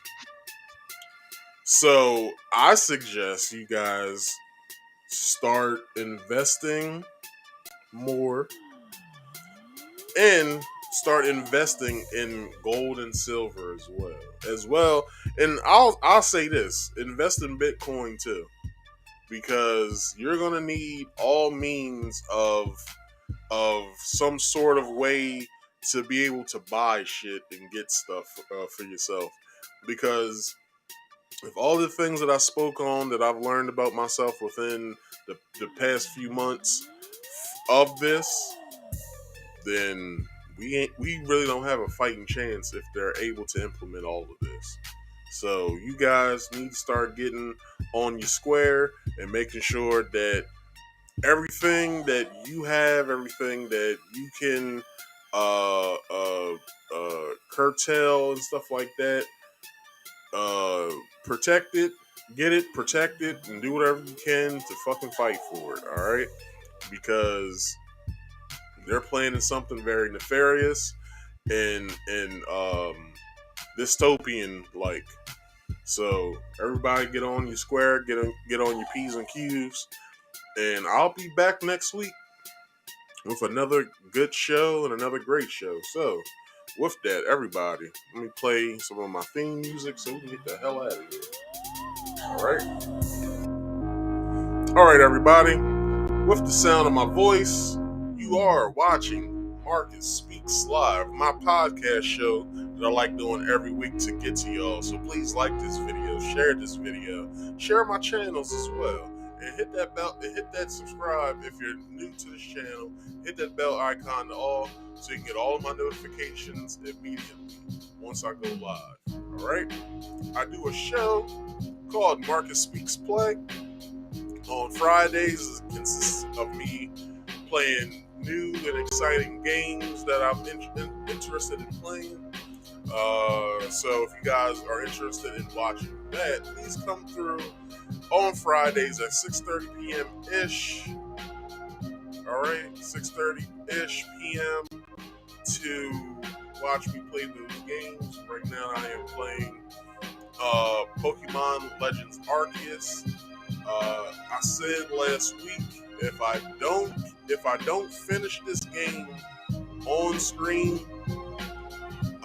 the next game I will be playing is Kirby's Forgotten Land, which I played the demo of it.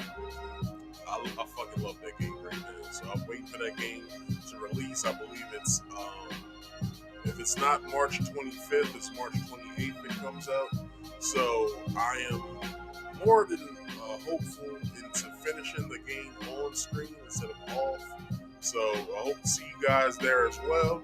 So come mess with me because it's a fucking good time every time. So please don't forget on Saturdays like today, I do my podcast show, Mark Speaks Live, where I give you this beautiful show that I gave you today on every show. So make sure you guys come through. Make sure if you're new, you subscribe, and I give it to you every weekend, just like this. All right. So, please visit my channels. My first channel, my baby, Marcus Speaks. Subscribe to that as well. You can subscribe on my first channel to my second channel, Marcus Speaks Play. As well, on the reverse, if you go to Marcus Speaks Play, you can also subscribe to Marcus Speaks. Make sure you hit both bells and make sure you hit them to all. Alright? I'm also on Twitch. Go on Marcus Speaks Play. I'm trying to figure out a way that I can bring my podcast over there as well as to Facebook gaming or whatever. However, I can do that. I'm trying to think of a way I can do it. So I hope you guys stay tuned for that. So, I'm very hopeful in the future for you guys to see me on various platforms. So if you have any sort of recommendation, such as a show recommendation, a game recommendation, or a story recommendation, let me know either in the live chat, which is sitting right here, or in the comment section on the replay, or you can hit me up in my DMs on social media, which are Marcus.Speaks.podcast on Instagram, on Facebook at Marcus Speaks, as well as my group page, Marcus Speaks Podcast. You can also find me on Twitter at Marcus Speaks 25, username Marcus Speaks Podcast. So, please do me a favor. Check out all those links that's in the description box. Click them, follow me, subscribe to me, do what you gotta do. And make sure, if you could, like this video, share this video, and subscribe if you're new. Hit that bell icon so also you can get all of my notifications immediately once I go live. And don't forget, drop a comment, alright? And with that, I'm using richstream.com. I'm not being paid to say this. This isn't a paid promotion. I just like saying that I like using richstream.com because it suits all of my needs when I'm on my live stream. So, I'm streaming this to my YouTube channel, Marcus Speaks, as well as my Facebook group, Marcus Speaks Podcast. So, everybody, I thank you guys for coming through here, and I thank you for watching. Please have a good weekend, and I'll catch you next Friday. Peace out.